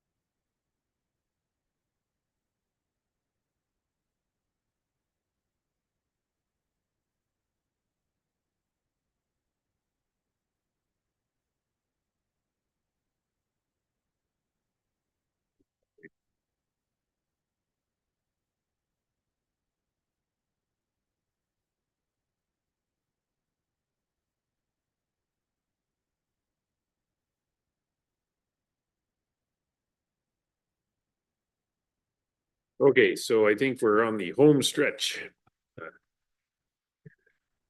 By agenda, Nick, I guess, El Paso goes first. We're still going alphabetical, is that? Yes. Oh. So no sympathy for you. So anyway, we've got two companies that are in IRP or entering IRP soon. So I think it's also timely to hear from El Paso and P&M on how you're handling the large load forecasting challenge. So first up is El Paso Electric. I'll let you introduce yourselves and have the floor. Well, thank you, Chairman and Commissioners. George Novella, I'm the Senior Director of Regulatory Policy and Rates with the company. My colleague, Erika Soto. We're real happy to come present with you today and really good presentations. And they're very timely with regards to what we saw from Google and Brattle. And I even wrote the notes here, just like organic, hot load, post-COVID, because it's really just kind of setting the stage. And just so you guys know, and so you all know, what's been happening with the utility is we've always been one of the fastest growing utilities because we have such strong customer growth. We're like at that 1.8% customer growth. And then those customers are growing on a usage per customer basis. That's been our history for the last couple of decades. And why were they growing? Well, because they were switching to refrigerated air. And not a lot of parts of the country are used to that. They're just kind of all used to, hey, we have refrigerated air or we don't. We're on the coast. And where we're at now, we're about over 60% refrigerated air. A couple of years ago, we were in the 40s. So we've been growing quite a bit historically because of that. And on a demand basis, that's been about 40 megawatts a year pre-COVID. And then as the weather started warming and like around 2011 and 2016, we had the exact same growth on a year-over-year basis, 98 megawatts. And the 2011, 2016 with that, oh my God, that's 3 years of growth almost in 1 year. And it was really driven by these extreme hot weather events. Post-COVID, then things got pretty nutty. In 2020, we grew 188 megawatts in 1 year. That's like 4 or 5 times our traditional load growth in 1 year. And we're like, okay, we're going to come back down. Things are going to normalize in 21. They went up another 150 megawatts. 3 years after another 5 years of growth. In 23, we've talked about 2023 earlier, some colleagues in the morning sessions. 23, we grew 183 megawatts. And those numbers are burned into my brain just because of the sheer amount of growth. So we've been seeing a lot of that volatility. And so we were always in our minds growing very strongly. And now post-COVID, they're just getting much larger. And one key thing there, through all those large growths, not one data center. That's just been all organic growth coupled with hot weather. So we've had that item. And now, to your point, Chairman, you were talking about 2 types of growth. I see that first track. That's just your traditional organic growth coupled with hot weather. And now you have these new kind of entrants into the system or trying to get into the system, these higher loads. So we'll be talking about that. And Adina's going to cover our traditional forecast. I'll talk a little bit about these out of model adjustments we have to make for these extra items that are coming in, large load. Just for your information, we just finalized our 2025 forecast. And so you saw some numbers today. Our forecast for 2025 shows growth year over year. I think we're at 2,365 megawatts is what we're estimating this year under normal weather conditions. We could have a whole presentation under what constitutes normal weather conditions and forecasting. That's just its own animal. But with that, by all means, start. I'll go ahead and Nadine. Well, good afternoon. My name is Erika Soto. I am the manager of the Load Research and Data Analytics Department at El Paso Electric, and I oversee the production of EPE's long-term forecast. So it's great to be here today to describe to you our methodology and how we derive these forecasts. Next slides, please. The following one. So EPE's long-term forecast predicts sales, native energy, and demand for a 20-year horizon. These forecasts are important because they're used to determine how much generation and transmission we need. And as you've heard earlier today, it's important for EPE to be able to meet capacity demand from our customers at all times. Next slide, please. So just like everybody else, EPE has also received a significant number of inquiries from large load customers. We're defining large load customers as those with high load factors, which are what we've discussed, right? Data centers, we've been talking about it all day. So this forecast, the 2025 that was just released, is the first forecast in which we actually incorporated some of the loads that we're expecting to see. We've only included loads for which we have a real high degree of certainty that the load is actually going to materialize. Okay, so we don't include all the inquiries that we've received. Also, in order to accurately reflect what the effect of adding these high load customers to our system profile is, what we did this year is we sort of switched our methodology where we used to rely on a more monthly methodology to now actually looking at every hour of the year. So more of an hour methodology. And this will allow us to see how our load profile is shaped, not just by data centers, but also from increases in DG, electric vehicles, and in the future as we start integrating more time varying rates. Okay, next slides, please. Next. Okay, so our forecast starts with the development of our energy sales forecast. The energy sales forecast still relies on a monthly and annual methodologies. We use econometric modelings that use weather, economic, and demographic as their inputs, as the main inputs.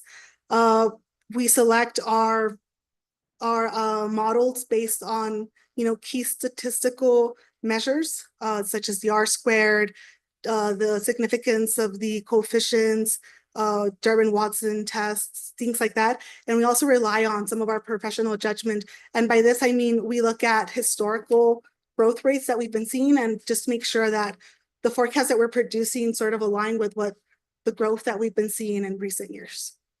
Okay, and if there's any variable that doesn't allow itself to be modeled econometrically, we typically rely on load research data that we have, or other statistical methods to forecast what load we expect from these areas. Okay, so for both jurisdictions, we produce an energy sales model for each of our customer classes. As I mentioned, these are econometric models.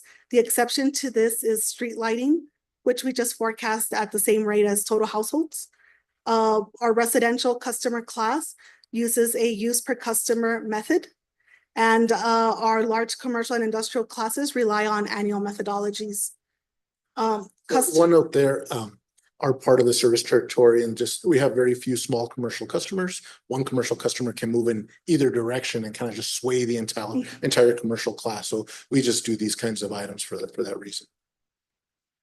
So our customer models are very similar to our energy models in that they also use econometric modeling, with the exception of like large load customers where, well, no, just large customers in general, which we don't see a lot of new customers coming in and out. So we just leave it at year-end numbers unless we know for certain that we expect to see new customers enter a region. Next slide, please. No, the following one, I'm sorry. So here, this table here, we can see how the energy sales forecast relates to our overall generation forecast. So once we've settled on our energy sales forecast, we go in and we add expected wholesale sales, company use, we add back expected native system losses, and then we adjust for the auto model adjustments, which are energy reduction in energy efficiency, distributed generation, the increases in electric vehicles, and then we're now adding an adjustment for the expected load from large load customers. Okay. Next slide, please. So here's a summary of what the native energy forecast looks for the next few years. As you can see, we expect to see significant growth, particularly in 2026 and 2027, where we're expecting total system energy to grow by 17% and 13%. In New Mexico, we're seeing increases at around 16% for both 2026 and 2027. And this is again driven by the expected increase in large load customers. Next slide. Here we can see graphically what the difference between the just last year's forecast that we produced in the black line there in the bottom line to this year's forecast, which is represented by the red line. So you can see we're expecting significant increases in our native energy forecast. The green and blue lines just represent 95% confidence interval around our forecast. And one thing to point, and Adina's gonna talk about load factor. I won't cover load factor. I'm sure you're all aware what it is, but to me, this is a great story, this graphic. Because in a bit, you'll see a demand graphic, and it's not gonna show that big of a variance between our previous year forecast and now with large loads. So what this tells me and shows me is our load factor is improving. It's really bringing up all that energy throughout the year, but it's not bringing up demand at the same rate. So we're better utilizing our system, improving our load factors. We bring up that kilowatt hours throughout the 8760 in any given year. Next slide, please. So to summarize, we're expecting to see a compounded annual growth rates, 10-year compounded annual growth rate at 5.5% for EPE as a whole, and 20-year compounded annual growth rate at 3.5. We can see how that compares to the growth rates we've seen historically, which are at 1.2 and 1.3. For New Mexico, because New Mexico is not here, we're expecting to see compounded annual growth rates 10-year at 4% and 20-year at 2%. Next slide. Okay, so EPE relies on a constant load factor methodology to derive our native system peak forecast. So we'll estimate the load factor from the previous year. Sometimes this year we went with previous year's load factor, but sometimes we'll use 2 or 3 year averages, depending on what we see as more appropriate. But essentially we rely on the load factor formula, and you can see that down there. It's just demand equals energy divided by load factor times hours. So once we plug in all those factors that we have, we end up with a native system peak of 2,369. Once we further adjust those for DG, energy efficiency, electric vehicles, our native system peak forecast for 2025 is 2,365. Okay, this is how we arrive our annual peak demand. After here, we rely on an average native system profile from the last 5 years to produce our hourly forecast. Okay, next slide. So I did want to talk a little bit about the history we've been seeing with the system load factor. We have been seeing a big decline since the early 2000s. We've gone from a load factor of 65% to 43% in 2023. We did see a slight increase in 2024 to 45%, and this was driven by a lower peak in 2024 with a relatively flat sales in 2024. So the decreasing load factor is a concern because it does require the company to continue to invest in additional generation without actually seeing the proportional increases in sales. Okay. Next slide, please. Here we just see graphically how we have a very pronounced decline in our system load factor over the last couple of years. Next slide. Next slide, please. Okay, so, oh no, it was the previous slide. Can we go one back? Okay, so some of the factors that are contributing to the decline in our system load factor is an increasing share of residential sales, loss in manufacturing load, the continued increase of AC saturation, coupled with warming climate trends, increases in energy efficiency and solar generation from customer-owned solar. But we do expect this trend to reverse with the adoption of electric vehicles, time varying rates, and the large load customers we've been talking about.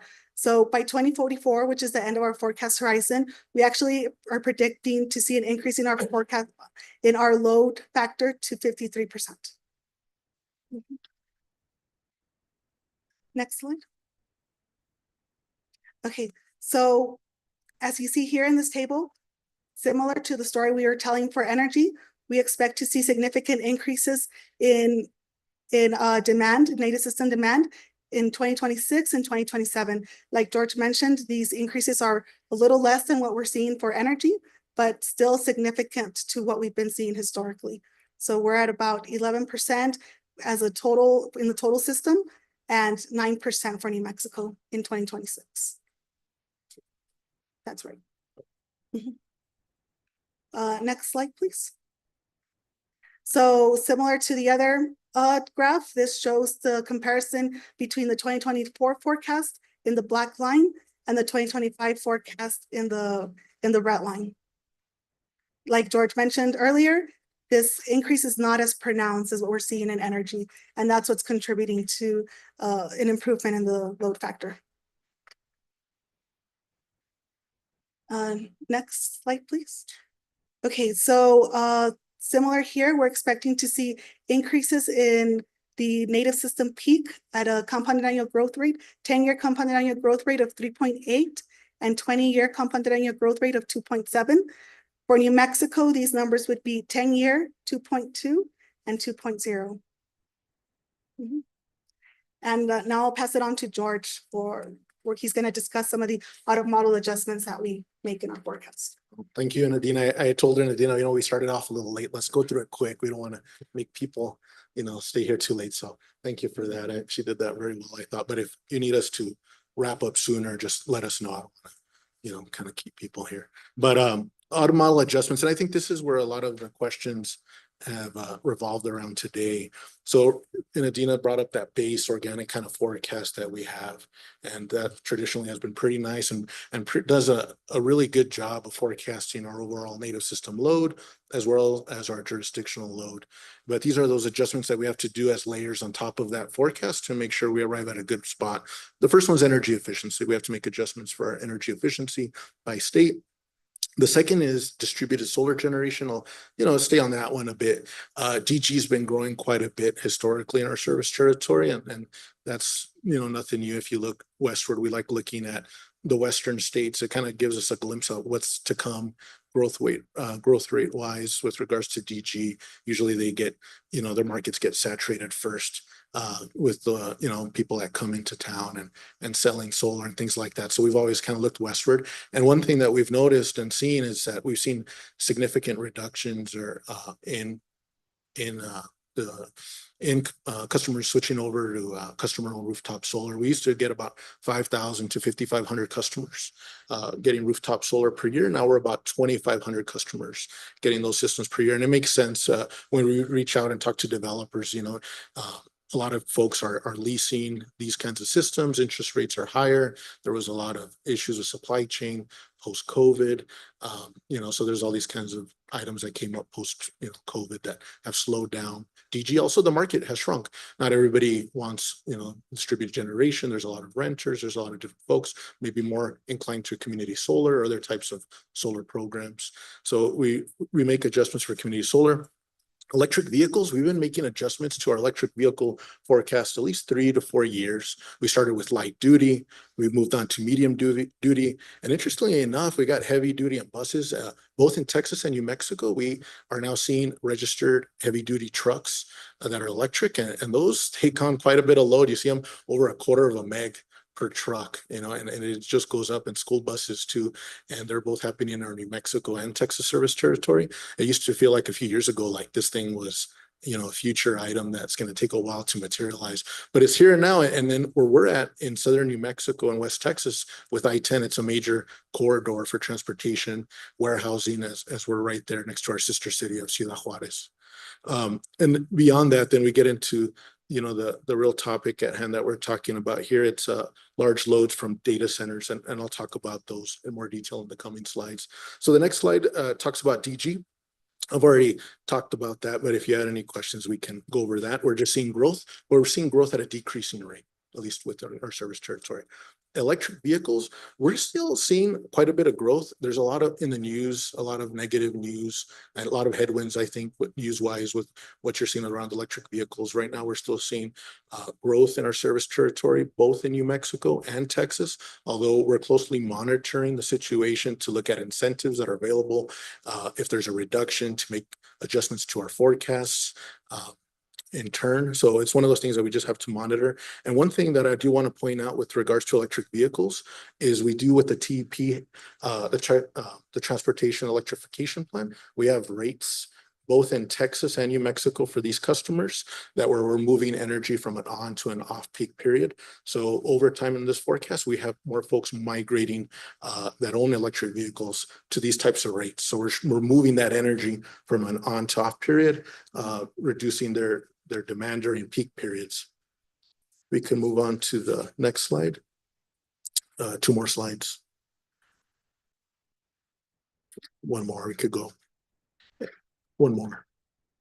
And if you had any questions on those, then we're at the slide 25, where we talk about load from existing customers and new customers. Now, historically, we've always made an auto model adjustments for new customers that are going to come in or customers that are going to expand. And that typically can range in a given year from like 5 to 30 megawatts. Say if a customer wants to expand, they want to double, they're going to go to 10 megawatts. And it's something that we're very strict about, where if a customer tells us we're going to double or we're going to go 5 megawatts, whatever it is, we want to see a strong commitment. It kind of aligns with a lot of what you heard about in those earlier presentations. Personally, I like seeing dirt work. I like seeing contracts because companies tend to be optimistic by nature. Like, you know what, I think we're going to grow here, there. And what I don't want to do is put a load into a forecast that doesn't materialize and we overbuilt a specific section of our system or a generation. So historically, we're very strict on when we add customers as an auto model adjustment. And really here in this slide, it's that first row where it says 35 megawatts, 55 megawatts. So we see our existing customers, both in New Mexico and Texas, saying that they want to expand. They're willing to make strong commitments for this power. So that's what that is. Now, the second line is the data centers. And we say data centers, I also couple here manufacturing, if that manufacturing tends to be a really high load factor, which some of it is. So I'll couple in manufacturing and data centers. We have been inquired, people have inquired El Paso Electric for over 8 gigawatts of capacity in the recent couple of years. Now, out of that 8 gigawatts, there's continuous back and forth on over 5 gigawatts, so 5.4 gigawatts. Now, again, we're being very conservative with what of that 5.4 gigawatts we put into this forecast, and that's only about 500 megawatts. So we put a very small percentage of that total amount. Why? Well, it's the same thinking that I described in that first line. These are customers that really fall in line with the earlier discussion from the gentleman from Google and from Brattle, where we have commitments in place, contracts in place. They've paid quite a bit of money, all of them easily over $250,000, or if not more, with regards to studies that show that they're viable projects. They already want to start their projects. The only thing that's slowing them down is maybe parts, getting generation built, approvals, equipment for the T&D system, everything that you've probably already aware of. These folks want to get started immediately. And again, all these contracts are willing to pay their fair share. Nobody's asking for economic reductions or any kind of subsidizations. They're all just want to get energized immediately and start quickly and willing to put, as an earlier gentleman said, skin in the game. They're putting quite a bit. These are very real. And these are those loads here. I don't know if you have any questions on these loads. Yeah, the question I have is going back to the Brattle study. When you're looking at the large loads, are you assuming flexibility, building in flexibility, requesting flexibility? Yeah, great question. And it's something we've been asking. So all these customers tend to have high load factors. So for the most part, let's just assume they're running 24/7. So that means for a certain given portion of their time, that means they have cogeneration built on site. So say they could run from our top highest 100 load hours, they have some other generation that's serving them. That's definitely part of the discussion. Right now, from these specific projects, the ones that we're talking about, those would not have any cogeneration. I think what we're looking at is completely serving them, their load at 8760. Ideally, that would be great if we could have customers that just drop for say 100, 150 hours, because a lot of our generation is only needed for very few hours of the year, since we're a summer peaking utility. But these customers want reliable power essentially every hour of the year. And so discussions are all over the place. I've seen the microgrid discussions. I've heard of those. A lot of them involve generation, but a lot of them gas generation, so that they're all over. No, you're welcome, Chairman. So if there's no other questions with regards to large load, go ahead, sir. It seems that your service area is uniquely positioned vis-a-vis Mexico to maybe capture some of the onshoring that has been talked about. Maybe some of those maquiladora plants moving on the north side of the border.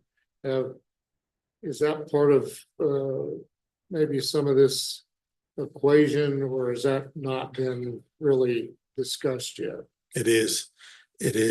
And then I think one issue that we are seeing is there's a lot of volatility with regards to the tariff issues, where not to get into too detail, it's not a project with El Paso Electric, but living in that area, people that you interact with daily, they all are intertwined with the maquiladora sector, big companies. And I saw one company, just to give you a qualitative example, where they were looking at making investments in the US from Mexico to the US to avoid tariffs. But when the tariffs for Mexico were reduced on electronics, they were like, no, let's now invest heavier in Mexico. And that was from one week to the next.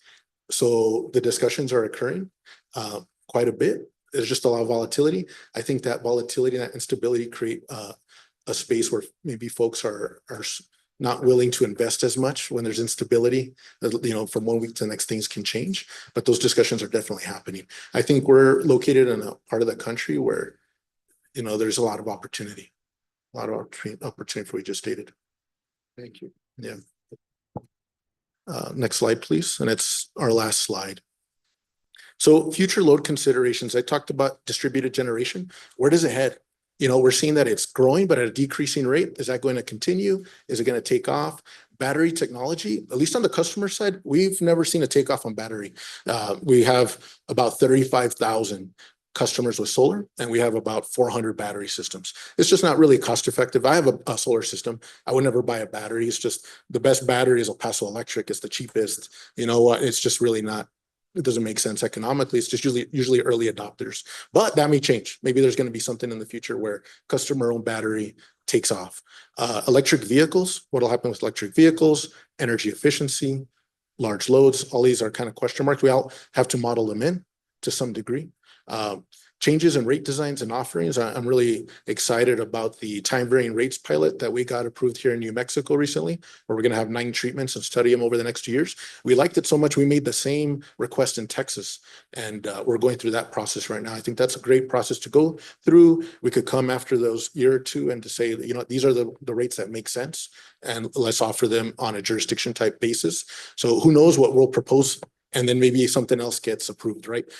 What that price differential is it mandated? Is it not? Those are a lot of question marks on with regards to rate design for a few years from now, but they could have big impacts on the energy and demand consumption profiles of our customers.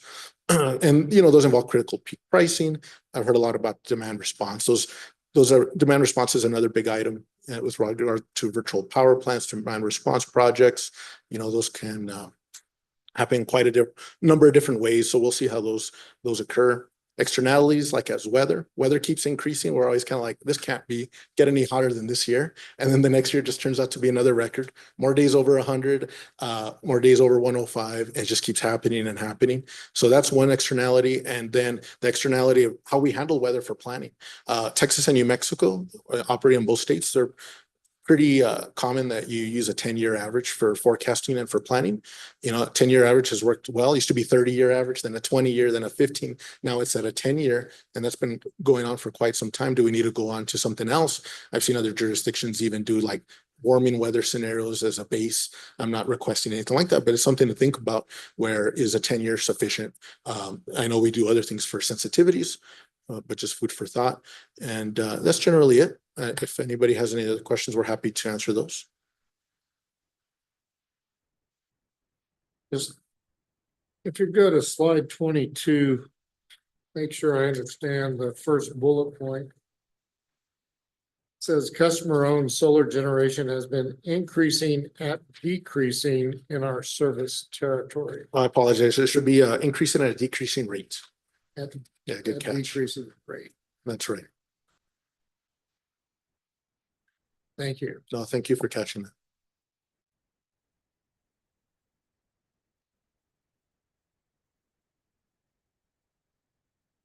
Yeah, I mean, one of the things I've been trying to reconcile is, everybody expecting load to grow for every reason that you provided here. But then they also talk about supply chain challenges, right? So, supply has to match demand. Well, demand also can't exceed supply, right? So, in your work, are you thinking about that at all? How fast could this actually grow? And then the reason I asked that question and why I was asking the flexibility question is it really seems like energy efficiency, demand response are going to be in the near term necessary unless you want no growth from the supply chain. Yeah, those projects are definitely important, and we do capture what you described.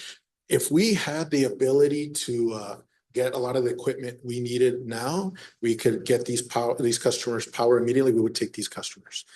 So what we have here, it's the customers that we actually feel comfortable that we'll have the infrastructure to serve them in those timeframes.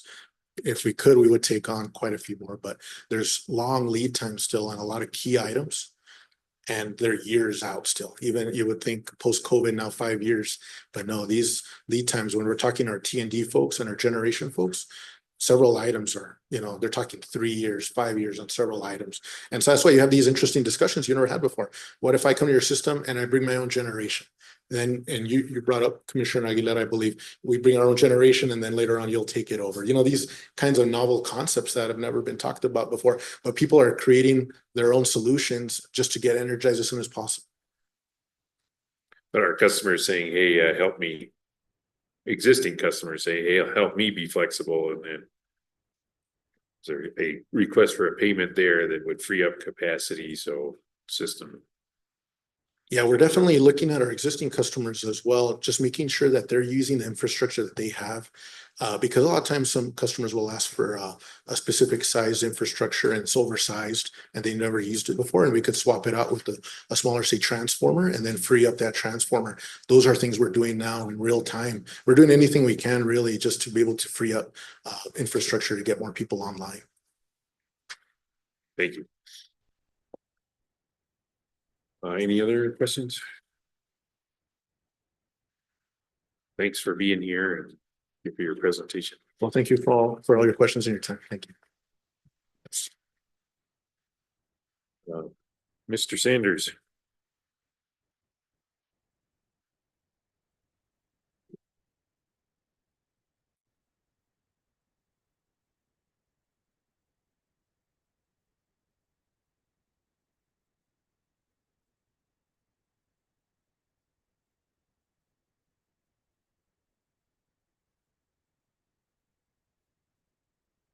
Yeah. Cardboard box. Yeah.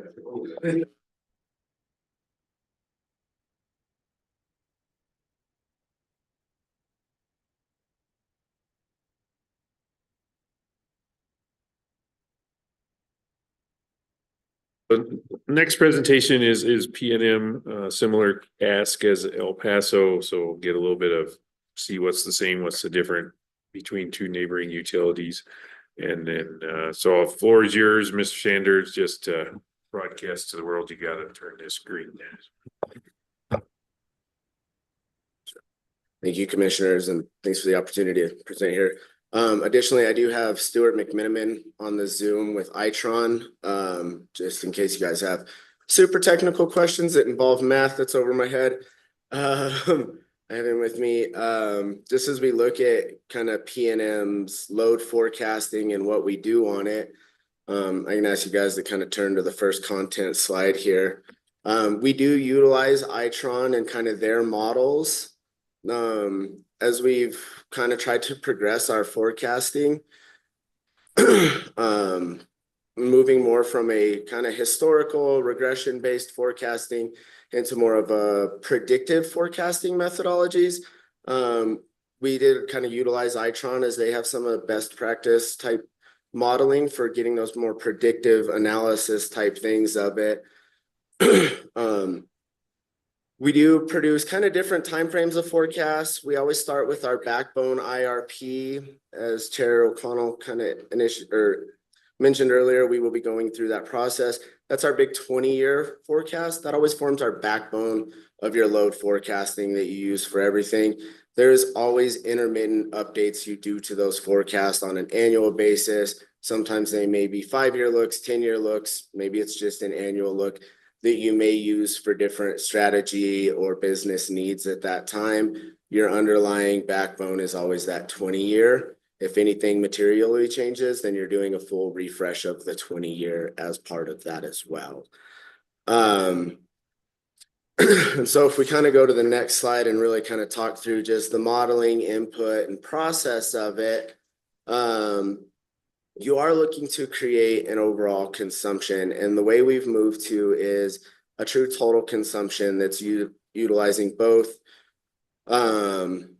customer consumption, not just at a utility delivery, but also customer delivery. So the distributed generation photovoltaic that then we net down to a utility delivery for more of system planning needs, but so that we get that full kind of customer consumption forecast. Still utilizing historical measured data, of course. That's got to be just your baseline of everything. Getting your 10-year weather norm. We have moved to 10-year for weather normalization for it. It tends to be kind of industry best practice. That's always a hit or miss, whoever wants to debate the best practice on that. We feel like it's probably the most predictive at this time, while not skewing a single year of a spike. If you're moving to maybe a 5-year or something of that nature.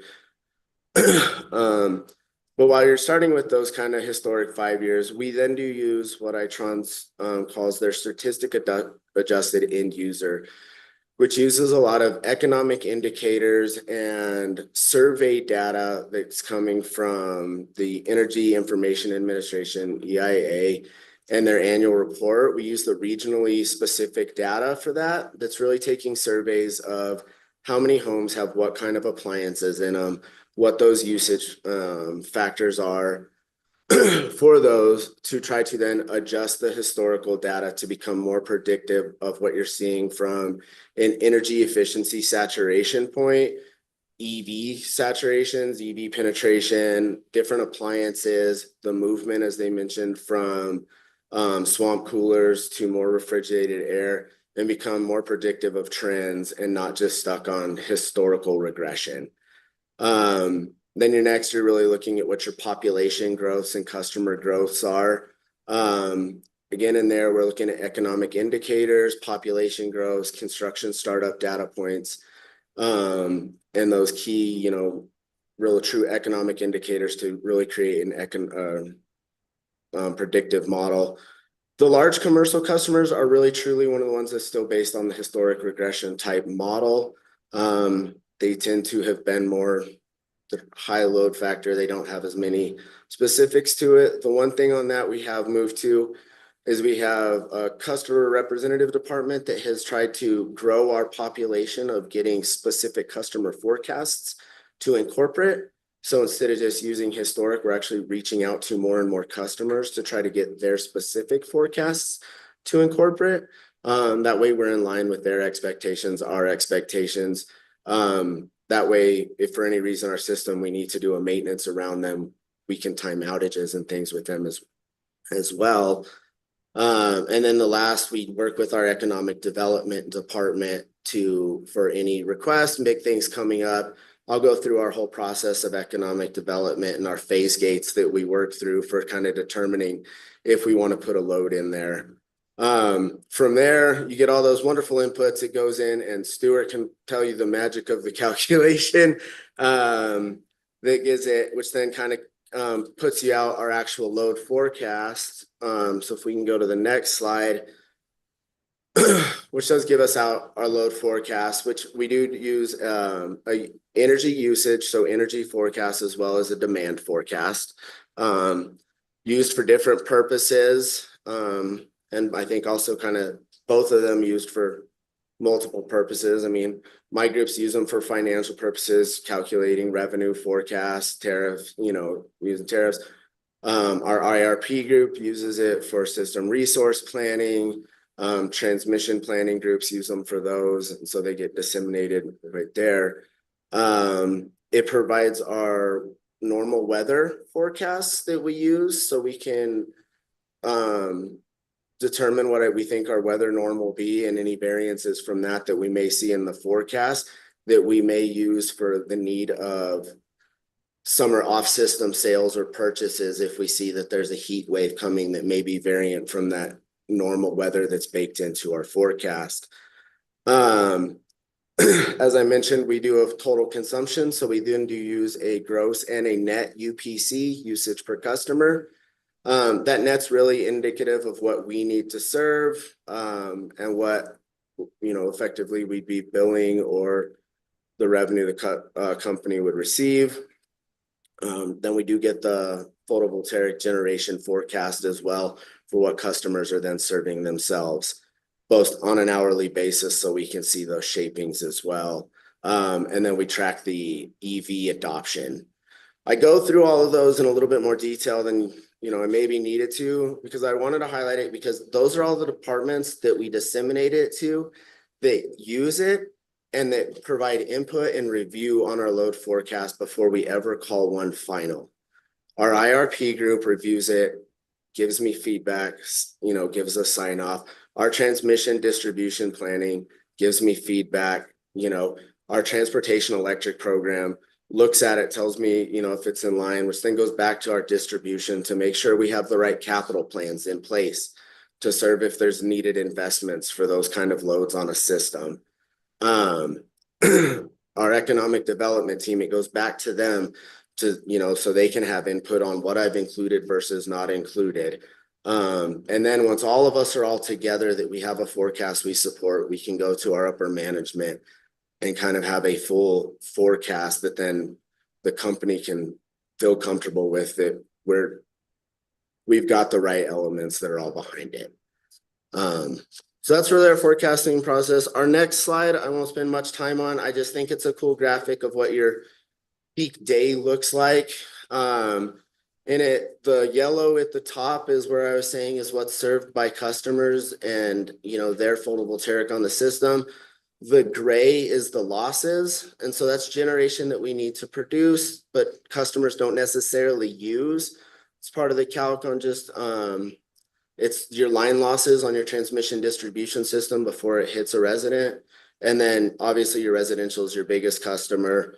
And then your kind of, major customer classes going down, small power, general power, large power, as you go, and just kind of what makes up the peak daily demand of the day.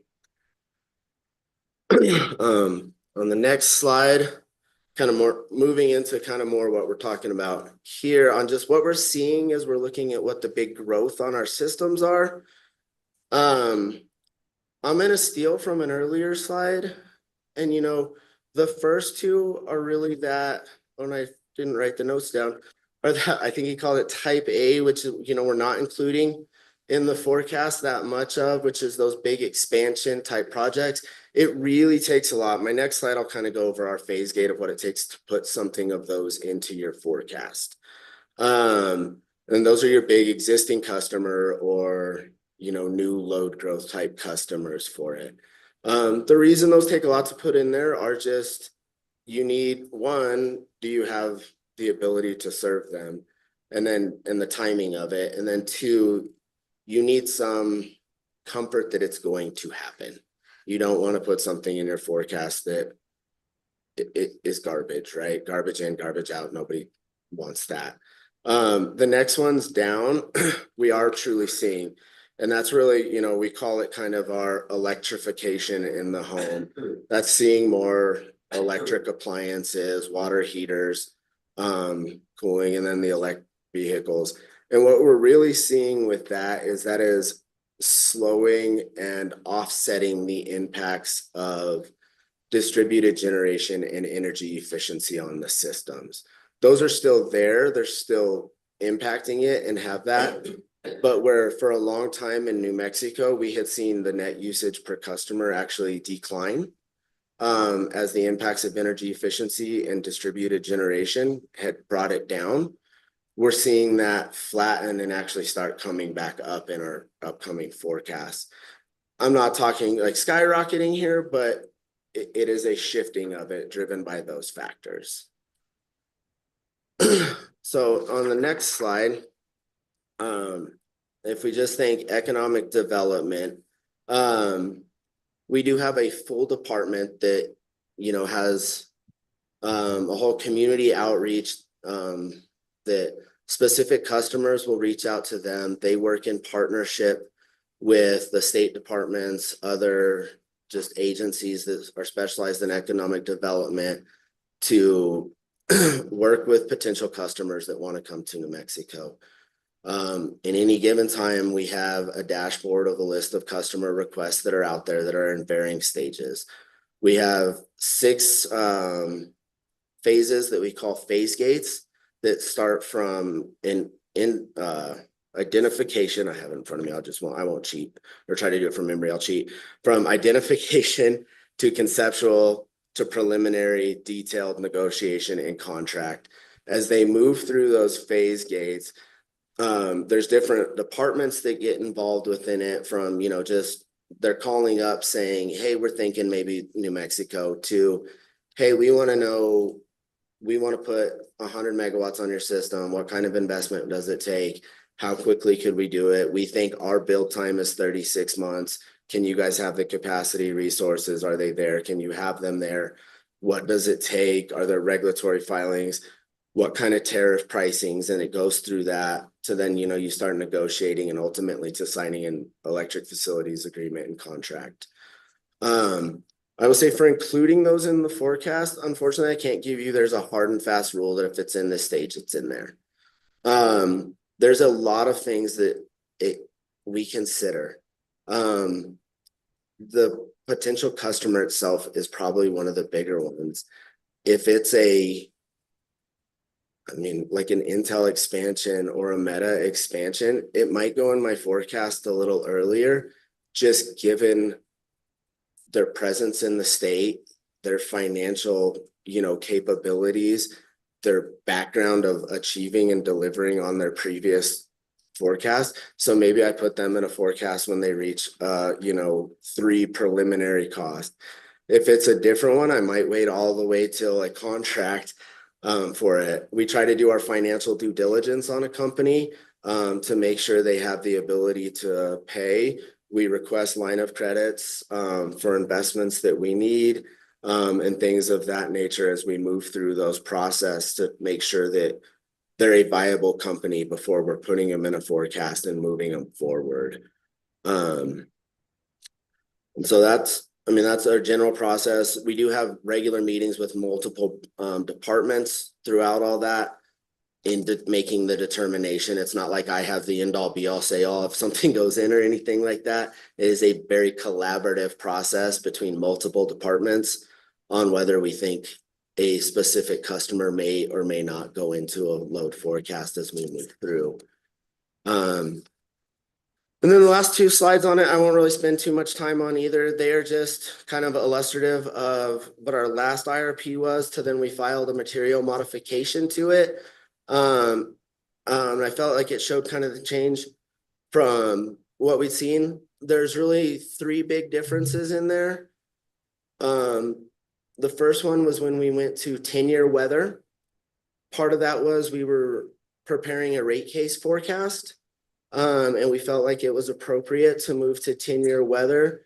It benefited customers by creating, you know, greater billing determinants and offsetting some of the rate increase, and better reflected what revenue at current rates was. We included the Intel economic development rate filing that was in there, as well as some other economic development customers that had announced some expansions to it, and then rolling forward to some of just our current forecasts. And so those alone created kind of that higher forecast that resulted in the material modification. And then I talked a lot and I'm dry, but I'm happy to answer questions. Well, I mean, one thing I was listening for in both yours and El Paso's was, similar to the concept. The Brattle expert described where like ERCOT, they just discount the number because they don't expect it. But instead of hearing that you guys are discounting things, what I heard was extreme skepticism before you put it in. Is that a fair? So here's what I'll say. We always include some generic economic development. Nothing to the extreme of the large load data center type things. I think that has a little bit more of the skepticism at this point. That's not to say that won't change very in any near future. We will generally include anywhere up to, up to maybe like even 50 megawatts of generic economic development in a forecast, which will generally cover a movie studio expansions type thing, small manufacturings that come, your 5 to 10 megawatt economic developments. But we have not had any like discounting where I take a 500 megawatt request and put in 200. And I guess part of that comes down to the timeline of which some of those requests are and the timeline of what it would take to get your transmission and everything. I don't know that they're in line. And so we could consider doing that definitely as, since it is a 20-year forecast, as you're pushing out there, a lot of those requests are really focused on the next 3 to 5 years though, and what that means. And so, Yeah, I didn't have an opinion on one being right or wrong, and just curious. I think we'll start seeing more of them trickle in and do. I will say, you asked them about some of the planning or flexibility of it.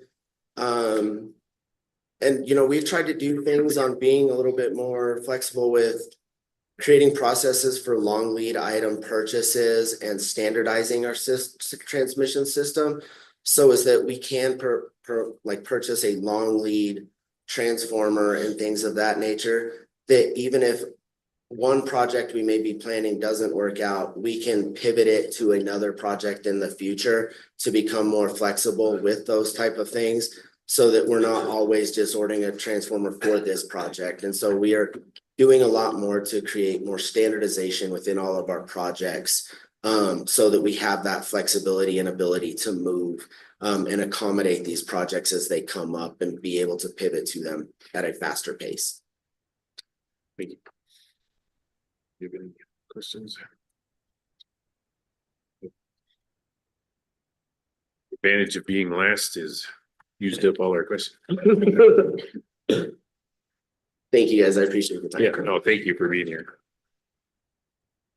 Back to the agenda, we've got another bit of unfinished business. The public commenter was unable to get online, so submitted the comment in writing and asked Mr. Rodriguez to read it. And I would just say, for most of us, that'd be an excellent choice because he has a wonderful voice.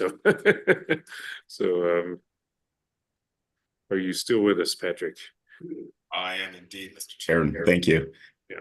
And so this comment is on behalf of Rocky Backus of EcoMax Solar, and Backus, and for the record, Backus is BACCHUS. So Rocky says, data center loads are near 99% load factor. The space loads are always on. They need backups such as peakers. Another point he made, he said current loads are in the 40-50% range, and also a focus on distributed generation with batteries will free up capacity to provide on a priority basis to data center type load for economic development goals. He also goes on to say data center type loads are highly probable to increase costs for ratepayers unless distributed generation is greatly ramped up to free up the capacity needed. And he also mentions at last Friday's Electrified New Mexico conference, it was made clear that the existing and soon to come online transmission lines are already overcommitted. This again points to ramping up distributed generation and making interconnections faster and easier. And that is the end of his comment. Thank you for that. And he picked up a lot of the things we ended up talking about today. And then, yeah, do we have any other public comments? I see one, Commissioner Fishman.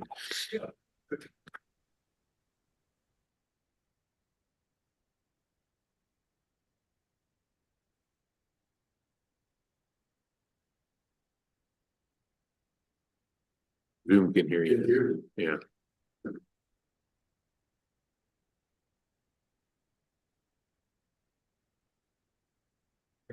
Yeah, right. A few things really stood out to me. And I think the commission did a good job of covering the issues, so thank you. One, demand management and demand response, I do think is going to be really important, particularly in the near term, where we have this slow supply chain. And somehow we have to make more power available. In EPE's case, a 45% load factor says there theoretically is a lot of potential. And we did find creative ways to go at it that might be non-traditional from what the commission typically does. In regards to demand management, in the past, and when I was a commissioner, we kind of have these programs that do, oh, here's a pricing program and here's this program. I think what you need from the utilities is more of an integrated demand response plan. Here are the rates, here's incentives for certain energy efficiency or for electrification. And the package needs to be put together so that all the pieces work together. And it might even be nice to arrange them so that they're put together on a particular feeder or on particular feeders. So you can really do a test to see the impact not only on generation, but on T&D costs and which technologies work. And I think a really aggressive experimentation with that is worthwhile. So something for the commission to consider. Second, what was really important, we talked about lead times. Commissioner O'Connell, I think you were right on board when you said early notice. There's lots of ways to make things happen faster. The earlier you start talking, the less back-end problems you're going to have, and you're going to get things done. And so I think anything procedurally you can set up with EDD would be terrific. And I think it will really pay off. Third thing is, if you want to move quickly, and by the way, any procedures you set up that speed up the process, consider them using them across the board, not just for these large customers. This is an opportunity to maybe come up with some things that you can apply across the board. I think it might also be valuable, I'm still kind of kicking this around in my head, is for the commission and economic development to sit down together and maybe with the utilities and set some parameters that companies coming in and making proposals should try and fall within when they make a proposal. That gives them certainty and it gives you certainty as well. Unsure how companies might react to that, but something to consider. And then finally, in terms of forecasting and goal setting,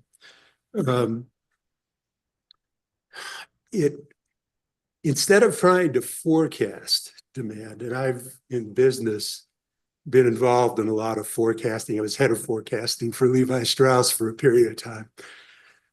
No matter how technical you get, things happen, and forecasts after 3 or 4 years generally are just kind of useless. At least that's my experience. What you don't want to get caught in, I don't think, is trying to chase every kilowatt hour that we can produce for somebody. I think it's a good idea to sit down with the utilities, the commission, and EDD, and talk about what the goal is. What would be our target for how much new capacity we can bring on board in a particular time period? Tell the public when you come up with those targets, tell the public and tell potential businesses what those targets are.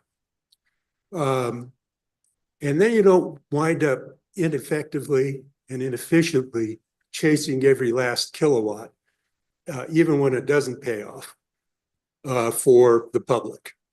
And it creates a terrific incentive, potentially, something to think about for companies that want to come in to say, oh, they've only got this much capacity. We better not string these folks along. If we want to get a piece of that capacity, it behooves us to work expeditiously on their side. And now we're all hopefully working together. So something to consider. Not sure it would work, but just some thoughts that occurred to me as the discussion went on. Great thoughts. It's funny, I learned recently the value of cheap talk. So that's just where people work together to solve problems, tends to create better solutions. And let's set up rules of how people are going to work together, right? So that's something I heard there. So thank you.